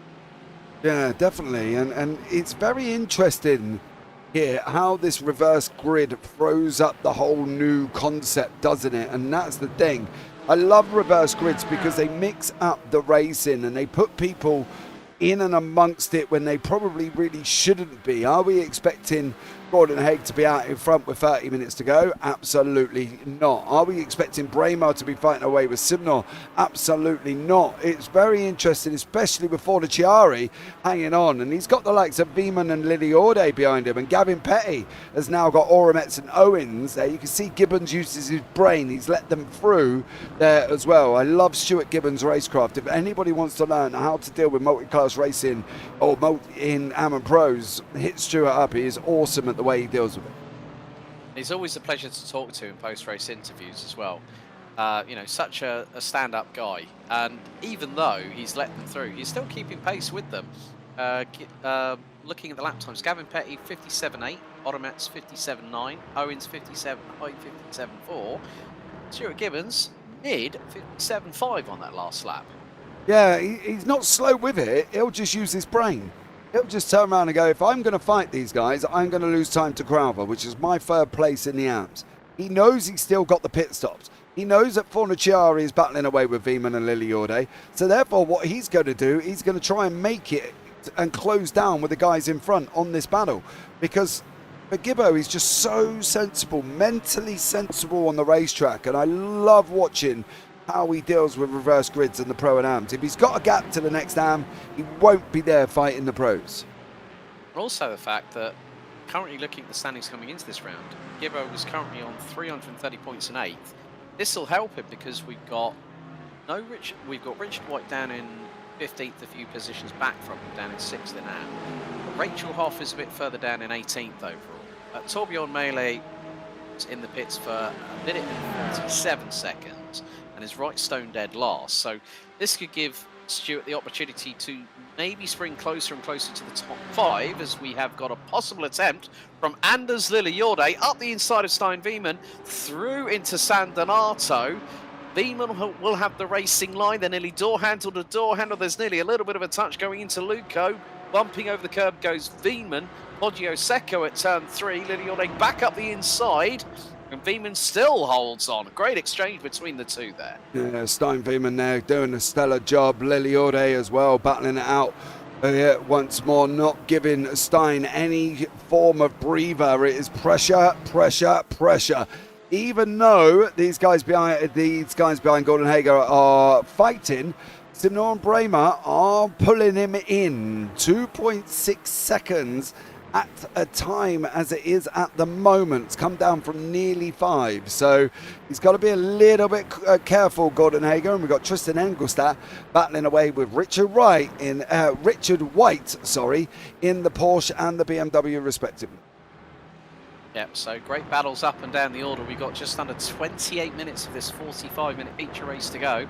Engelstad closing very, very quickly on the Porsche in front of him of Richard White in the number 8. And there goes Engelstad up the inside. That now promotes him into 6th in the AM class. And there is, just in front, that is Chris Evans, who's currently 5th in the AM classification. So this is helping Engelstad's opportunities to close on in to Rob Stoughton in 4th. Now, Stoughton is about 6 seconds up the road.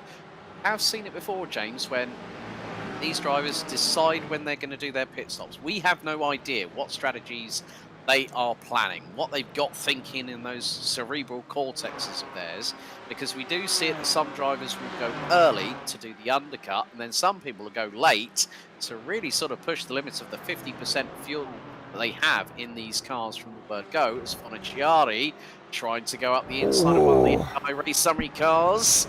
Is that Veman he was trying to get through on? Yeah, Veman was putting Fonacciari under pressure, unfortunately, and Fonacciari got a little bit excited on the loud pedal with the Merc, and he really doesn't want to do that, because that Merc, although if you feel you can go heavy on the pedal, it will spit you up straight away. So for Fonacciari, he's got a little bit careful.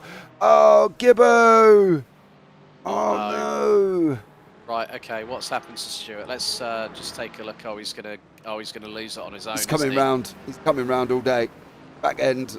Rob that's another Merc that's done. That's another car that's done that. Oh, he nearly got collected by Deck Crowther, who was straight to the left-hand side, and it was millimeters between the two. So Stuart Gibbons straight away RTG returned to garage. And that's not exactly what you want. Here goes Williams up the inside, possibly of Richard White. This is going through into the two right-handers at Arrabbiata 1 and 2. Has Williams made the move through on White? I think he's just made it through ever so slightly. They're going into Scaparia and into Scaparia Pelagio at this point, and Rob Williams gets through on White. That's a great bit of textbook driving there by the number 93 Triple Blade Gamma Mercedes. Yeah, he has. He's just seen his teammate do a carbon copy of what he did in race 1. Now he's up 9 places, is Mr. Williams.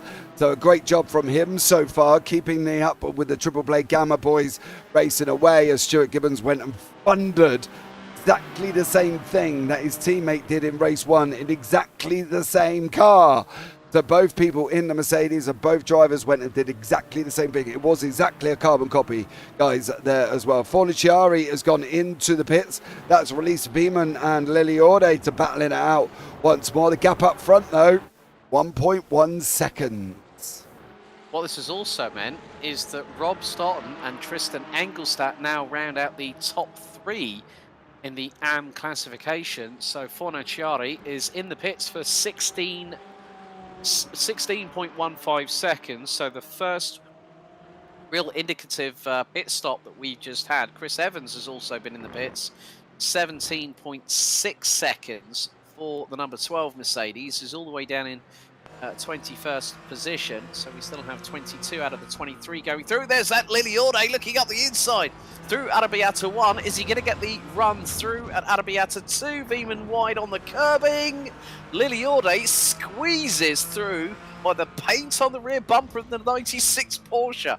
Brilliant stuff there by the Norwegian. Yeah, Liliorde there just doing the job. He's so confident in the Porsche. It's such a pleasure to watch on how he handles these machines. He is absolutely amazing, and he got past Stein Veman there once more. So unfortunately for Stein Veman, he's now just going to have to sit and grim and bear and try and stay with Liliorde as we look inside this Porsche. This is what he's on his way now down in Bicini in the final corner. Here once again, we've seen people dive into the pits. Are we going to see Simnor and Hager dive in? Hager's lost a lot of time. If I would hear him, I'd be taking it now. Good job. Let them crack on with Ewan Bramer behind them as well. Mikey Pollard going through. Liliorde going to be going through. Veman going through.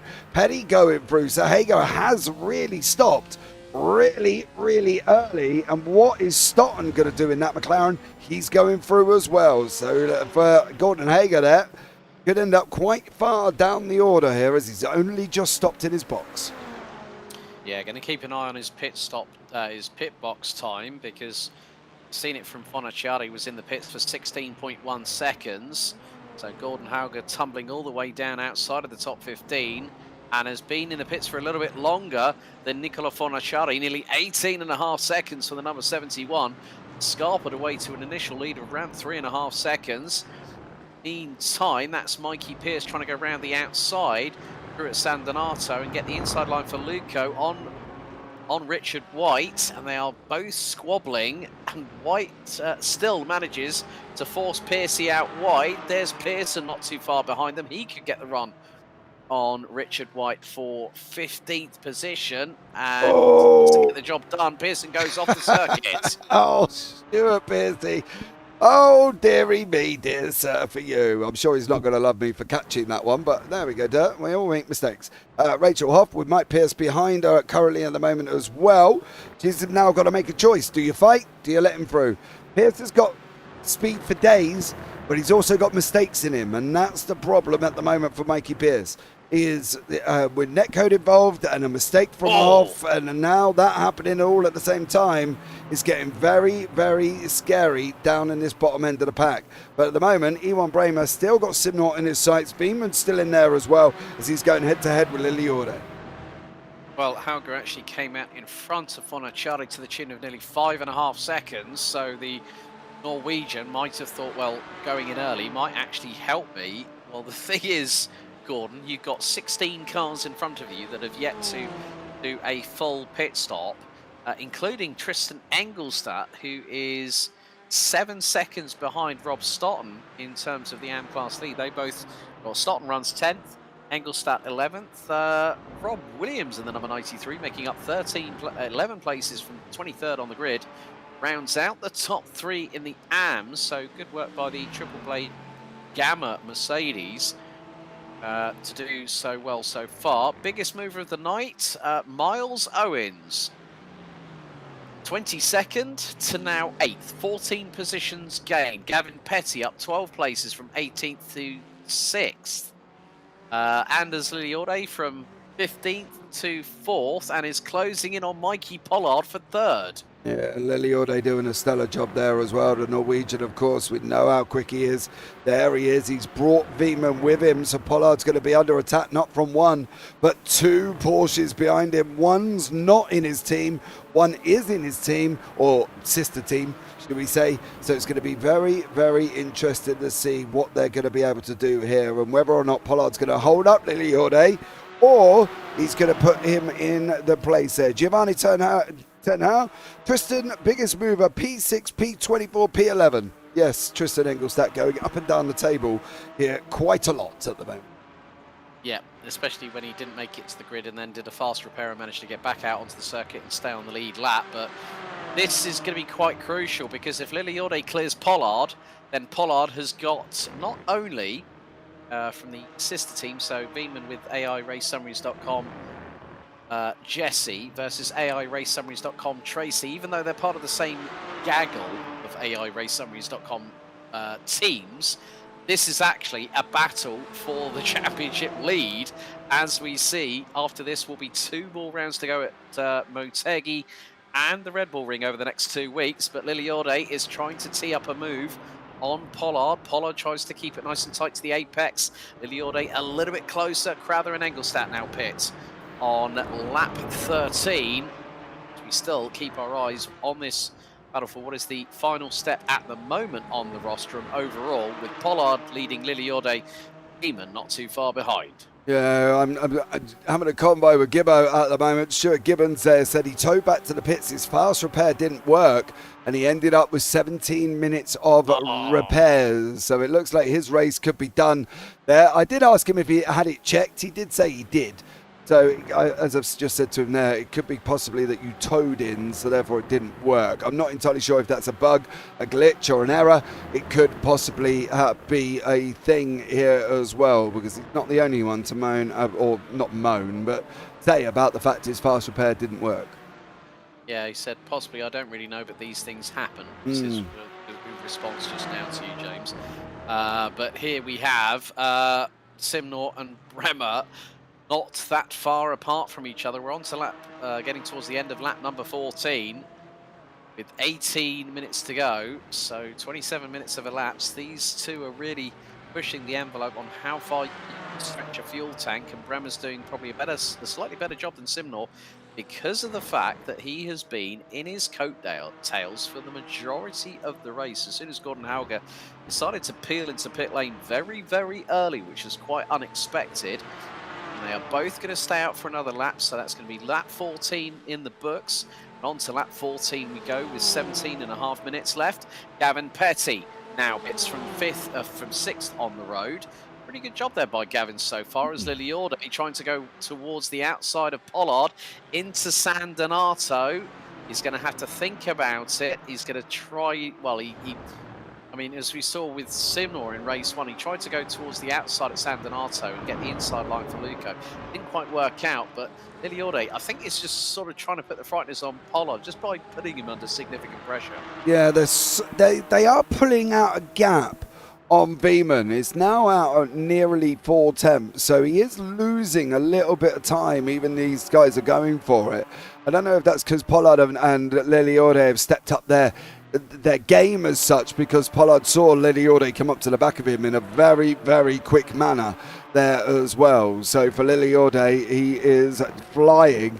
Pollard's got to try and get away, either bring in Veman or try and escape. I don't really know for Mikey Pollard whether or not he's stuck between a rock and a hard place at the moment. So it's going to be tough for him. Stuart Pearson battling away with Rachel Hoff further down. Williams up 14 now, but he does have the ever-looming pro of Mikey Pierce behind him. So for Williams, he needs to make a choice whether or not he's going to go in, allow Piercy through, and crack on that one as well. Gavin Petty is out, and unfortunately the field was that close. Gavin Petty come out stone dead last. He's changed tyres because he's done a 1:27.75 on pit stop time. I was going to say, because he was nearly in the pits for, well, in his pit box for nearly 59 seconds. So maybe Gavin had a bit of a drama with tyre temps or tyres overcooking.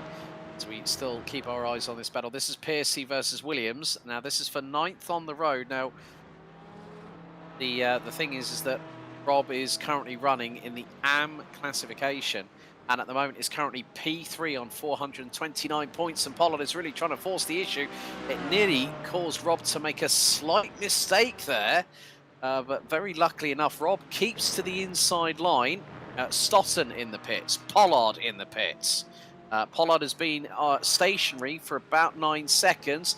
Williams dives into pit lane. Very shrewd decision there by the number 93. Yeah, you don't want to lose any more time than you really need to. Hoff's gone in behind him as well there. So for Williams, he had to make that choice. Does he try and stay out, or does he go back in? And he had the right choice. It's going to be where this man comes out. Is he going to go ahead of Stodden? He is. Gordon Hager has gone ahead of Stodden, but he's still got Pearson and White on track in front of him. But I think come by the time they end up pitting there, it should be Gordon Hager at the top of the AMs once more. Pollard's gone in and he's got out again. So he's gone in and out. Fornaciari there has managed to get through and past some as well. Kim Andre Bjorklund again as at one place from 13th, not making grave inroads, but he did pit back down on lap 4. Was the first time I've got him in. But at the moment, Bramer and Simnor are still pushing the limits of the fuel tank and still going once more. The thing is, I'm looking at it from this perspective. Bjorklund could have done a little bit of fueling up then at that point. If he's hit fast repair and then been able to put some fuel in there, that could have been an opportunity for Kim Andre Bjorklund to do a 2-stopper in the proverbial sense of the word there, James. But yeah, he's not making the inroads. I mean, he's running in a low to mid 57.8. And then you look at Simnor and Bremer, they're running quite equidistant to each other. Bremner's now going to take the race lead as Simnor pits on lap 16. Liliorda now takes second and is ahead of Veman. Otomets is going to be the next one across the stripe very, very shortly, but I'm not too sure if he's going to pit. Where's Pollard out on the circuit? He's yeah, he's coming down beyond 82. Yeah. Beyond 82 there as well before he goes into Bacchini, so I'm not entirely sure if he's going to be able to get out near Simnor. Simnor's on his way out now, so Richard is behind the wall there, so there he is. He's going to go up to full pace very, very quickly. Pollard is coming down the start-finish straight. It's whether or not he's going to get near him at all. As you probably should see, Richard Simnor just going over the brow of the hill there, coming out of the pits. Pollard is still coming. They are going to meet each other, but it's going to be how close they're going to get. Pearson there as well. Pollard doesn't catch Simnor. Simnor still stays ahead. But I think the big question is when will Veman pit? because that's going to be conducive to where Pollard finishes. And if Pollard finishes ahead of Villeneuve, did so in the previous race, Pollard got on the podium, Villeneuve did not. So could lightning strike twice at the same place. Still got 12 minutes and 20 still to go. Bremer leads in the Sim Race Sweden Esports number 36 Porsche, has a 2.5 second lead over Anders Liliorde. Beeman yet to pit, Automet's yet to pit. Richard White up 11 places from 16th, currently running P5, has also yet to pit. Neither is Stuart Pearson. He's currently up 14 spots from 21st on the grid and rounds out what I would think is second in the AM classification behind Richard White. Bremer now pits. Bremer went 1 lap longer than Richard Simnor. Beeman now coming into the pits. Liliorde in the pits. The floodgates are going to start opening. We've only got 3 more drivers to come in for their mandatory pit stop. Yeah, Richard White should go in. I wouldn't be surprised this time around. Oromets did go in. So he's got to be, Richard White has got to be erring on the side of caution. He must be running on fumes, as they say. But it's how close is Simnor gonna get to Bremer? Bremer's still stationary. Oh, Liliorde's out. Liliorde is out, but where is he going to come out in conjunction? Now they're all starting to move. Bremer's made a mistake. He's still stationary. Bremer is still stationary there as well. Simnor goes through. How close is he going to get once more? There they are. They're going to be practically side by side. Liliorde's going to come out. He's going to come out behind Simnor. Simnor has got just about, but Liliorde has come out there as well. Bremer's still in the pits. What are you doing? Miles Owens has been in there quicker than his teammate, 14.45 seconds. Disaster has hit Ewan Bremer. I bet you anything he forgot to deselect that he needed tyres. He's just done 52 seconds in pit lane, stationary. So that has thrown away a potential top 3 for Sim Race Sweden Esports. Ewan Bremer in the 36. He was battling tooth and nail for the majority of the first half of the race before the pit stop phases with Richard Simnor, and he finds himself all the way down in 12th. The lonely 12th position there. Unfortunately, when you don't take off your tyres, you are in there for a while. What has Stu Rice just found himself up to? He's battling away. I think that's Chris Evans there. Oh, no, he's not. Oh, blimey. Oh, that was right into the path of, that was Miles Owens. Miles has had a race had a race night to forget, and he's all the way down in 18th. Yeah, you're going to see Stu Rice come in a minute and close him off.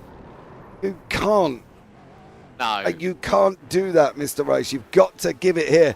But Liliorde now come into Simnor. Now 9 minutes to go, and this is just going to be a straight up grudge fight of the ages. Like Tyson versus Holyfield all over again.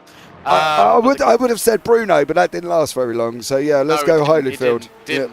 Yeah, whereas with Tyson and Holyfield, that was a multi-chapter affair. That one was. But Liliorde, 9 minutes to go, is within 0.3 of a second of Richard Simnor, who is looking to get the opportunity of possibly a win on the cards here in the feature race at round 9. The JPB GT4 series here at Mugello, and it really has come down to this. It's going to be flat out right up until the check-in. In the meantime, Veman slightly quicker in the pits in comparison with Pollard. Nearly a second separated them, and they are nearly 2 seconds apart from each other. So Pollard did get a podium last time. Veman looks to get a podium this time. So the swing of the pendulum goes backwards and forwards between the top 2 in the pro standings at this late stage in the season.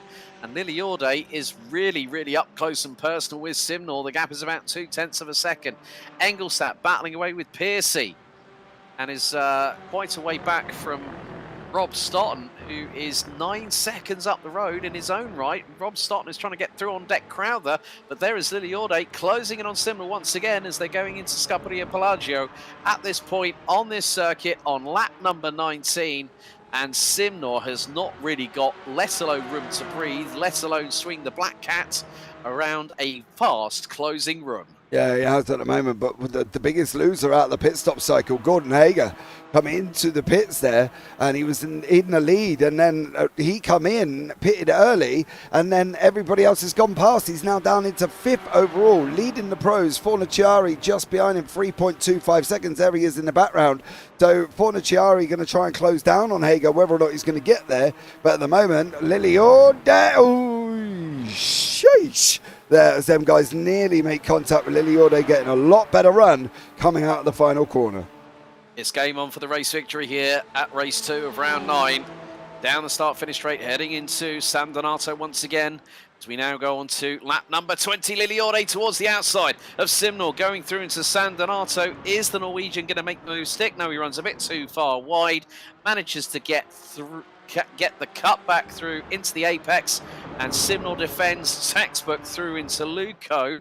But Liliode looking through into Poggio Secco at turn 3. And there's less than a car length between them into the run into Matarazzi before Borgo San Lorenzo and then Casanova Savelli. This is getting really, really close. When is Liliode going to pull the trigger and fire it up the inside of Simnor?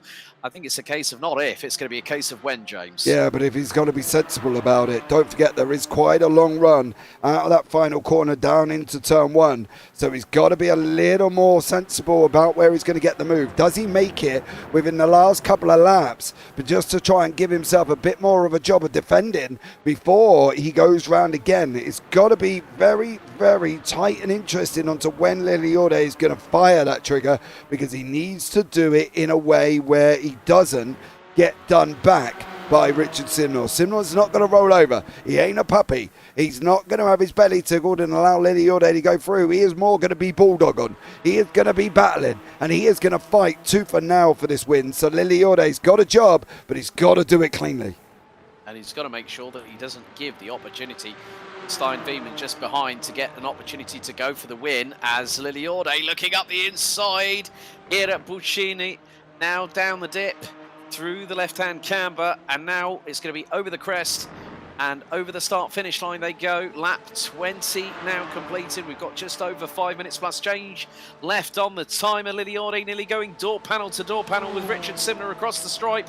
Liliode noses ahead by about 3/100ths of a second in the run into San Donato. Will the Norwegian get the move done? He's going to try and force the issue. Simnor back up the inside, retakes the lead with 5 minutes on the timer to go. No matter what Liliode throws at Simnor, Simnor has an answer for the Norwegians' playbook every single time over the past 4 to 5 laps. Yeah, he did. Liliode tried to go up round the outside. Simnor saw the opportunity to open up the steering and take the nose off Liliode. He couldn't get back through. There was a gap there, and if he'd left it there, Liliode would have been able to run round the outside, but he didn't. He opened up the steering, he closed it up. Now Liliode is the filling between the Simnor-Veman sandwich here again. Simnor's done a job. He's probably sitting there crying right about now, saying, Veman, please get onto him. I need help. He's not letting up here. Here's Anders Liliode. It's a great battle coming into the final 4 minutes, and it's still going to continue on. Absolutely incredible. Gianni in chat there. The tension is so close. It definitely is here, buddy, and one that's going to go down to the wire. Yeah, we're going to have 2 more laps to go very shortly once we cross the stripe, as they head through into Corontaio once again here on lap 21. Simnor still holding on by a finger thread ahead of Liliode. Veman, in the meantime, the gap between him and Liliode was a second. It's now been cut by 2/3. The gap is about 0.4 of a second between P2 and P3. Veman also set the fastest lap of the race last time around, 1 minute 56.115. As they come out of Buccini, it's going to be 2 to go after we cross the stripe this time. And Simnor seems to have a little bit more of a traction pull out of the final corner. Liliode will now start to see the closing speed. There you see the delta between the two close down to less than 2/10. Liliode, is he going to try and look to the outside here into San Donato? He tries to do that to try and get the crisscross on Simnor, but by doing that, you carry a little bit too much speed and you overcook it in terms of your momentum and rotation. But through Luco, look at the run that Liliode's got on Simnor coming out of Poggio Secco here at turn 3. This is going to be absolutely crazy with these last 2 laps underway here at Mugello. Yeah, 2:41 is going to be this one and one more. Liliode's got to do a job. Engelstadt's trying to battle away down with Bramer and Stoughton and Crowber as well. But it is this lead battle here once again. What's going to be happening? How is this one going to pan out here, Alex? That's going to be the question for the ages. It's going to be a question for everyone. And one question we're going to find out over the next 2 laps. It's going to be amazing. Can Liliode do it? Can he hold on to it? They petered out a little bit. Let's go on, see what's going on with Stoughton and Crowber. Don't forget, this is a pro and an am. Stoughton trying to get up to Fornaciari. He's not going to get there within 2 laps. Fornaciari is too far ahead here as well, but he is battling away. Torbjörn Mele has gone off the side of the circuit. Unfortunately for him, he's taken a trip somewhere as well, but this front battle is not lightening up. It's not giving up here as they're still continuing to fight. Through into Blondetti 1 and 2 for the penultimate time here at race 2 of round 9 of the JPB GT4 Championship here at Mugello. And Simnor having every single answer ready for the questions that Liliode will pose to him as they come out of Buccini. Buccini now for the penultimate time. We go on to the 23rd and final lap with 1:20 to go. Liliode closing down the long start finish straight here at Mugello. Gap is rapidly closing as he gets the overspeed behind the number 21 Porsche of Richard Simnor into San Donato again for the final time. That time it was a better carry of momentum by Liliode. Simnor doing exactly what he needs to do. Park the car on the racing line. Make the back end of that 718 Cayman GT4 as wide as humanly possible. Out of Poggio Secco at turn 3. Now it's the short shoot up to Materazzi here at turn 4 before the right-hander at Borgo San Lorenzo. Then into Casanova Cervelli for the final time. A little bit more curb taken by Liliode to get the run on Simnor. But still, Simnor has done exactly what we've seen of him in previous races and previous seasons.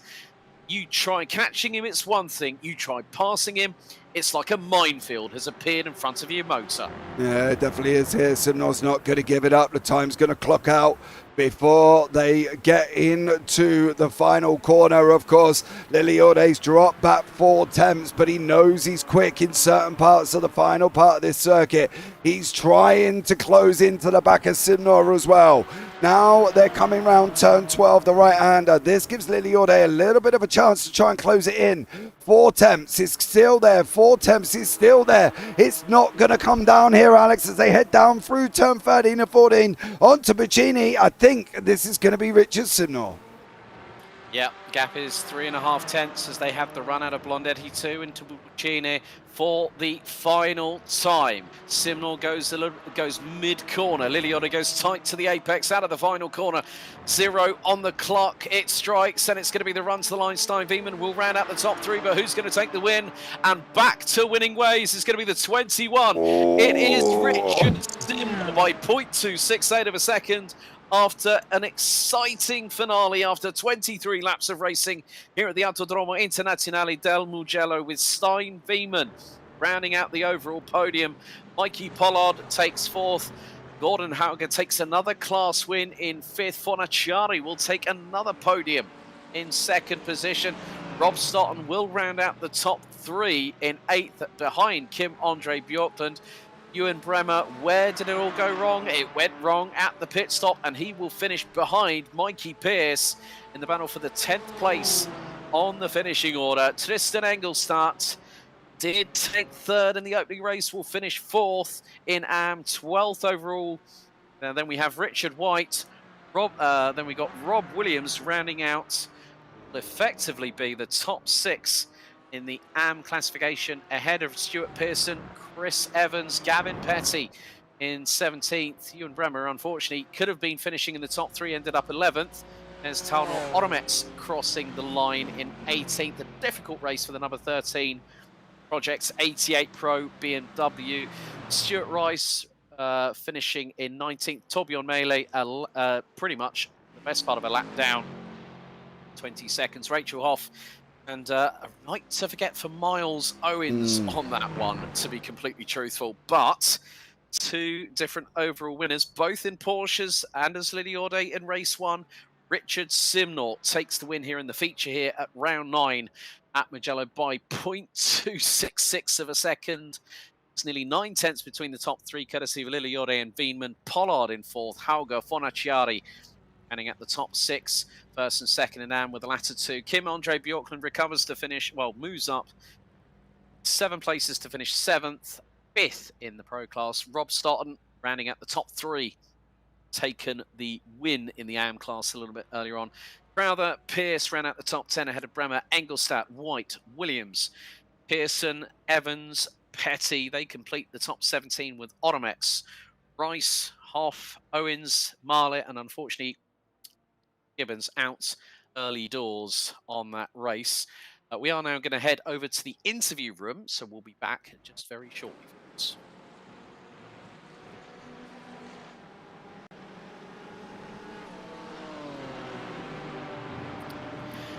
Right, okay, so here we are, James, back in the interview room once again. What an exciting evening of racing it's been here for round 9 at Mugello. Yeah, it definitely has, and I don't think anybody can not say it hasn't, because it's been absolutely insane. You've got the choice of 3 in the interview room there, Alex. Who do you want to pick first? Let's go with Anders Liliode first. I want to have a chat with this guy because he has been absolutely brilliant tonight. Anders Liliode, well, you've had an evening to remember, a win in the feature and a battle for the ages this season with Richard Simnor right up until the check-in in the feature. I know for a fact you will be sweating like the proverbial, but a great result for you tonight. Yes, another great race, I think, and it was the first. The sprint race was yes, very straight. A lead from start to finish, and not much to speak about. But the second race was a great fun. Did some fuel saving and managed to get some places in the pit. Yes, but that battle between you and Richard in that second race, I mean, I think the amount of times we had the commentary box defibrillator on standby for both me and James just goes to show how close it was. I mean, every time you tried to go round towards the outside at turn 1 on Richard, he had the racing line. You tried everything in the playbook and he just had an answer for you. But that's just the sign of a great battle in this one. Yes. And other part of it, I didn't want to risk it too much, because if you do it wrong, you will end up taking out both drivers, and that's not so fun. So it's better to try to race so clean as you can and take the pass when it's get clean. Yeah, and on top of that, you also took pole position for race 1 tonight. Anders Liliode, well done this evening. Thank you so much for talking to us. Thank you. Anyone you want to give a shout out to before we let you go? Yes, the other Norwegian boys in the race, Kim and the gang from the Sim Racing Norway, and also my teammates in Team Vikings, who is not driving here. So I try to get them in to the race, the Liga next season. Brilliant. Anders, we look forward to seeing you next week for the penultimate round at Twin Ring Motegi. Well done tonight. Thank you very much. Thank you. Goodbye. Well, really good to hear from Anders there. Let's bring in a man who's come back to the winner's circle, back to victory lane. Let's bring in Richard Simnor, shall we? After what was an absolutely brilliant finale here for round 2. Richard, good evening. Welcome back to the victory lane, my friend. It's good to have you there. Oh, I missed it. Honestly, I've missed it. So have you got all your PC troubles all sorted out and resolved now? Yeah, thanks to Falconer PCs for sorting out the PC, and it was just I just had a graphics card that blew, and it was just needed to swap it out, and with a lot of wrangling with where we source it from, and it was just a bit political in the end, but in the end got sorted, back up and running. Yeah, happy to be back. Let's talk about that battle between you and Anders Liliode on that last race. I mean, that was epic. Absolutely epic. You had, for every question that Anders tried to throw you away, you had an answer for every single play that he had in the NFL playbook that he was throwing at you. It sometimes it's really good that when you can still show that, hang on, I'm going to park it where I want to. You got to try and get past me. And I said in the commentary, it's one thing to catch Richard Simnor. It's something completely different when you're trying to pass him. And you showcase that, as we know you have done in seasons and races past. I just put it where he wanted it. So, I don't know if I thought too much about it, to be honest. I was like, yeah, he's probably going to want to go around the left-hand side. I'll go all the way out to the left. And yeah, that one where we came around T1 and he just basically pinned it on my rear. And I was like, no, I've got this line, thank you. But yeah, we had a good giggle actually just in the waiting room, but it was good fun. We've actually had a question in chat for you, Richard. Bickley Motorsport has said, when you interview Richard, can you ask him if he's playing Sea of Thieves with us now, please? Not if we perform like we did last night and got absolutely wrecked. No. And I also have some beef to pick with those two, because all they were doing was giggling in the Discord the whole time, chucking their like little schoolboys, and then recalling what they just typed in your chat. So I had a lot of disturbance in my ear that whole race. Yeah. Well, good to see you back on the top step of the podium. Of course, this helps the team no end in terms of the championship standings. But anyone you want to thank before we let you go tonight, Richard? Yeah, I just want to thank Paddy for sorting me out. He's worked so hard to get this PC back up and running, and yeah, can't thank him enough. Brilliant. Richard Simnor, once again, a race winner here in GT4 here on JPB. Thank you so much, buddy. And I'm sure we'll see you for the next for the final 2 rounds of this season, will we? That's the plan. Good man. Hold on, where is Paddy? I don't know. Actually, he's probably doing family stuff. To be fair to him. Okay. Bye-bye. Okay, Yeah, Richard. all Thank good. you very much, mate. Good night. Cheers. Bye. Right, okay, big thank you to Richard there. Let's bring in Gordon Hauger, who managed to get onto the top step. Gordon, good evening. Congratulations on another win. Again, another feature. It was looking pretty good. We saw you have a lead of about 3.5 seconds, but your pit stop was a bit earlier than both myself and James anticipated. Can you explain that to us? Yeah, we really set this up in the first race, because I think I was at the 8th place or something.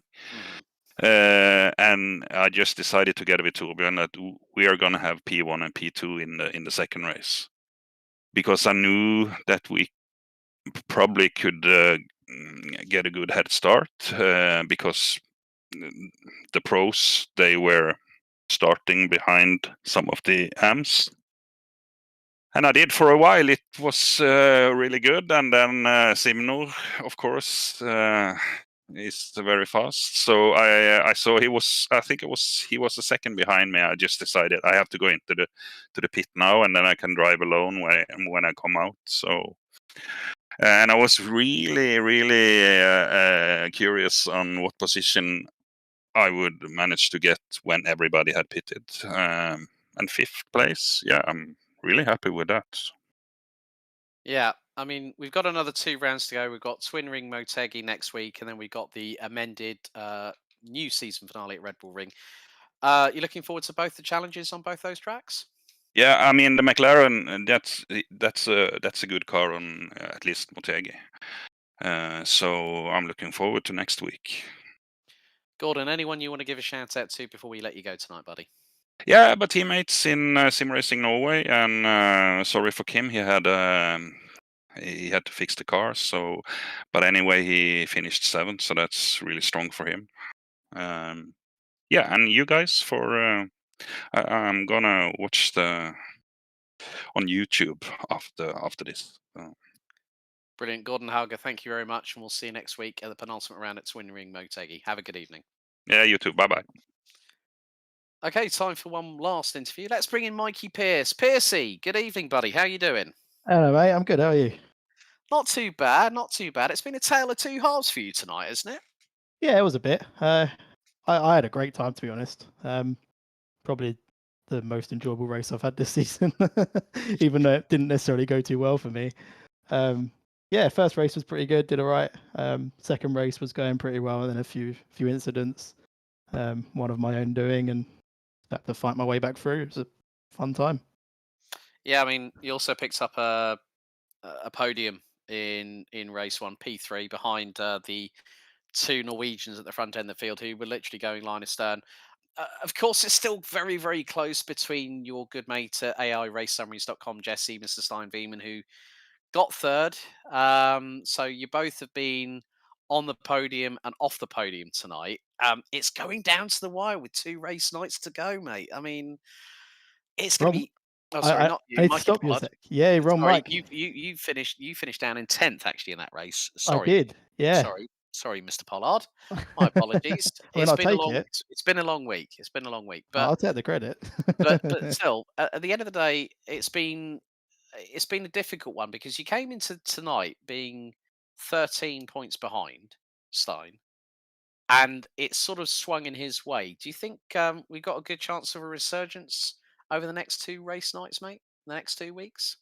From me, probably not. I think my season's pretty much how it is at the moment. I missed a few races. I took a little bit of a break from iRacing for a few weeks, so I think my season's pretty much done. But I'm just going to turn up and do the best I can and get have some enjoyable racing. I think tonight was one of those. Yeah, and get back refreshed, ready for the GT4 Global Challenge we got coming up. Oh yeah, when's that start? March 20th, if I remember correctly, James, isn't it? Yes, clearly Piercy's not got notifications on, but we won't punish him for that. Alternatively, I'm just teeing you up to advertise a bit, James. Oh, of course you are. There you go. My bad. Hey, it up like a good old overtake. Yeah, 20th, I believe as well. Next season we'll be kicking in. So yeah, season 4, we'll be there. They have given me control of rain, Piercy. Cool. I mean, it's going to be interesting, right? We'll see what's going to happen. Oh, carnage. Complete and utter carnage. But look, we'll go with it anyway, bud. Well, yeah. Piercy, thanks for jumping in with us tonight, buddy. Anyone you want to give a shout out to before we let you go tonight? Just the team, really. The team have been really supportive while I disappeared for a few weeks. And by supportive, I mean they insulted me every week for not turning up. And then, but yeah, just the team, really. It's a good laugh with all of them. So we're having a good time. No worries, Piercy. Thanks for jumping in, buddy. And we'll see you next week for Twin Ring Motegi for the penultimate round. Cheers, guys. I think we have got time for one more interview. I think we've got Rob Stoughton waiting in the waiting room. So let's bring him in. Oh, if we can. No, I've moved. Oh, who have I moved? I've moved us somewhere there. Hold on. Hang on. Yeah, there we go. I'm back. I think I brought Rob in. I think. Yes. You think? Yeah, he has. I think let me on my box. I think I've unintentionally released the Kraken into the interview room. Oh dearie me! What was the Maverick? James thought he was Iceman. It just went horribly south on that part. Top Gun reference there for you folks, if you didn't really already were aware of that. But Rob, a fairly decent evening for you tonight. Apart from going into the sandpit, yeah. What happened, mate? What happened? Just talk us through it. I think I just took too much of a shallow line, and I think because the McLaren is very, very low down to the floor, I think I just bottomed out the car, and then the back end just caught grip before the front, and I went for a little bit of a offstage left, as JP would say, and luckily I kept it out of the wall somehow. Yeah, and still to come back to finish on the podium twice, so winning in the sprint, third in the feature. Still a pretty good run of form, of course. That hopefully helps you close up the gap on Tristan in terms of the YAM driver standings. I mean, we've still got 2 rounds to go. It's all to play for, isn't it? Well, yeah, we've got the drop rounds to consider now, and hopefully it's quite entertaining, because no one likes running away with it and they win it with 2 races to go. So hopefully we can bring it down to the last race. In practice for this race, me and Tristan were literally battling. Somehow we didn't kill each other. But yeah, hopefully we can bring it to the last race and put a show on, hopefully. You looking forward to the challenge of Twin Ring Motegi next week, mate? We'll see. I haven't driven it. Oh, well, I think I have driven it just to test out a bit, because apparently we're driving it at night. it suits the McLaren. McLaren likes high speed corners, so yeah, I'll say me and the car like it's actually a human being, but yeah, we should be fine. Brilliant. Well, Rob, well done tonight. Anyone you want to give a shout out to before we let you go, buddy? As always, Well, James, we did have Madness at the Mountain.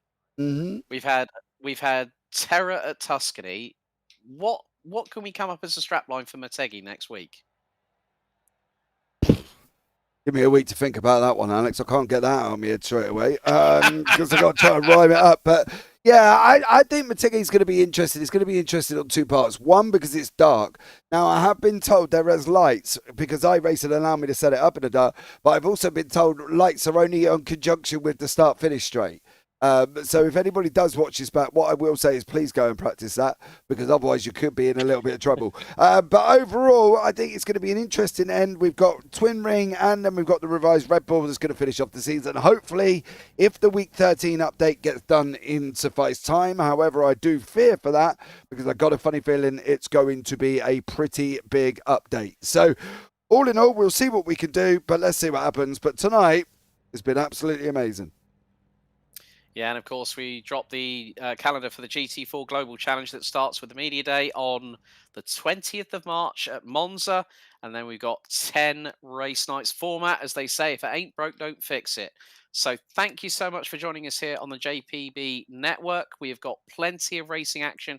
If you haven't already liked, shared and subscribed, have you been living under a rock for the past couple of years? Well, get doing so because there's a lot of racing action coming up. We've got the likes of TSRC GT3, IGP Fun, TSRC F4 Sprint, so much more. So check out our YouTube channel for what is coming up on the remainder of this week. He's been James Parfitt. My name's Alex Goldschmidt. If in doubt, flat out, we'll see you next time. Good night.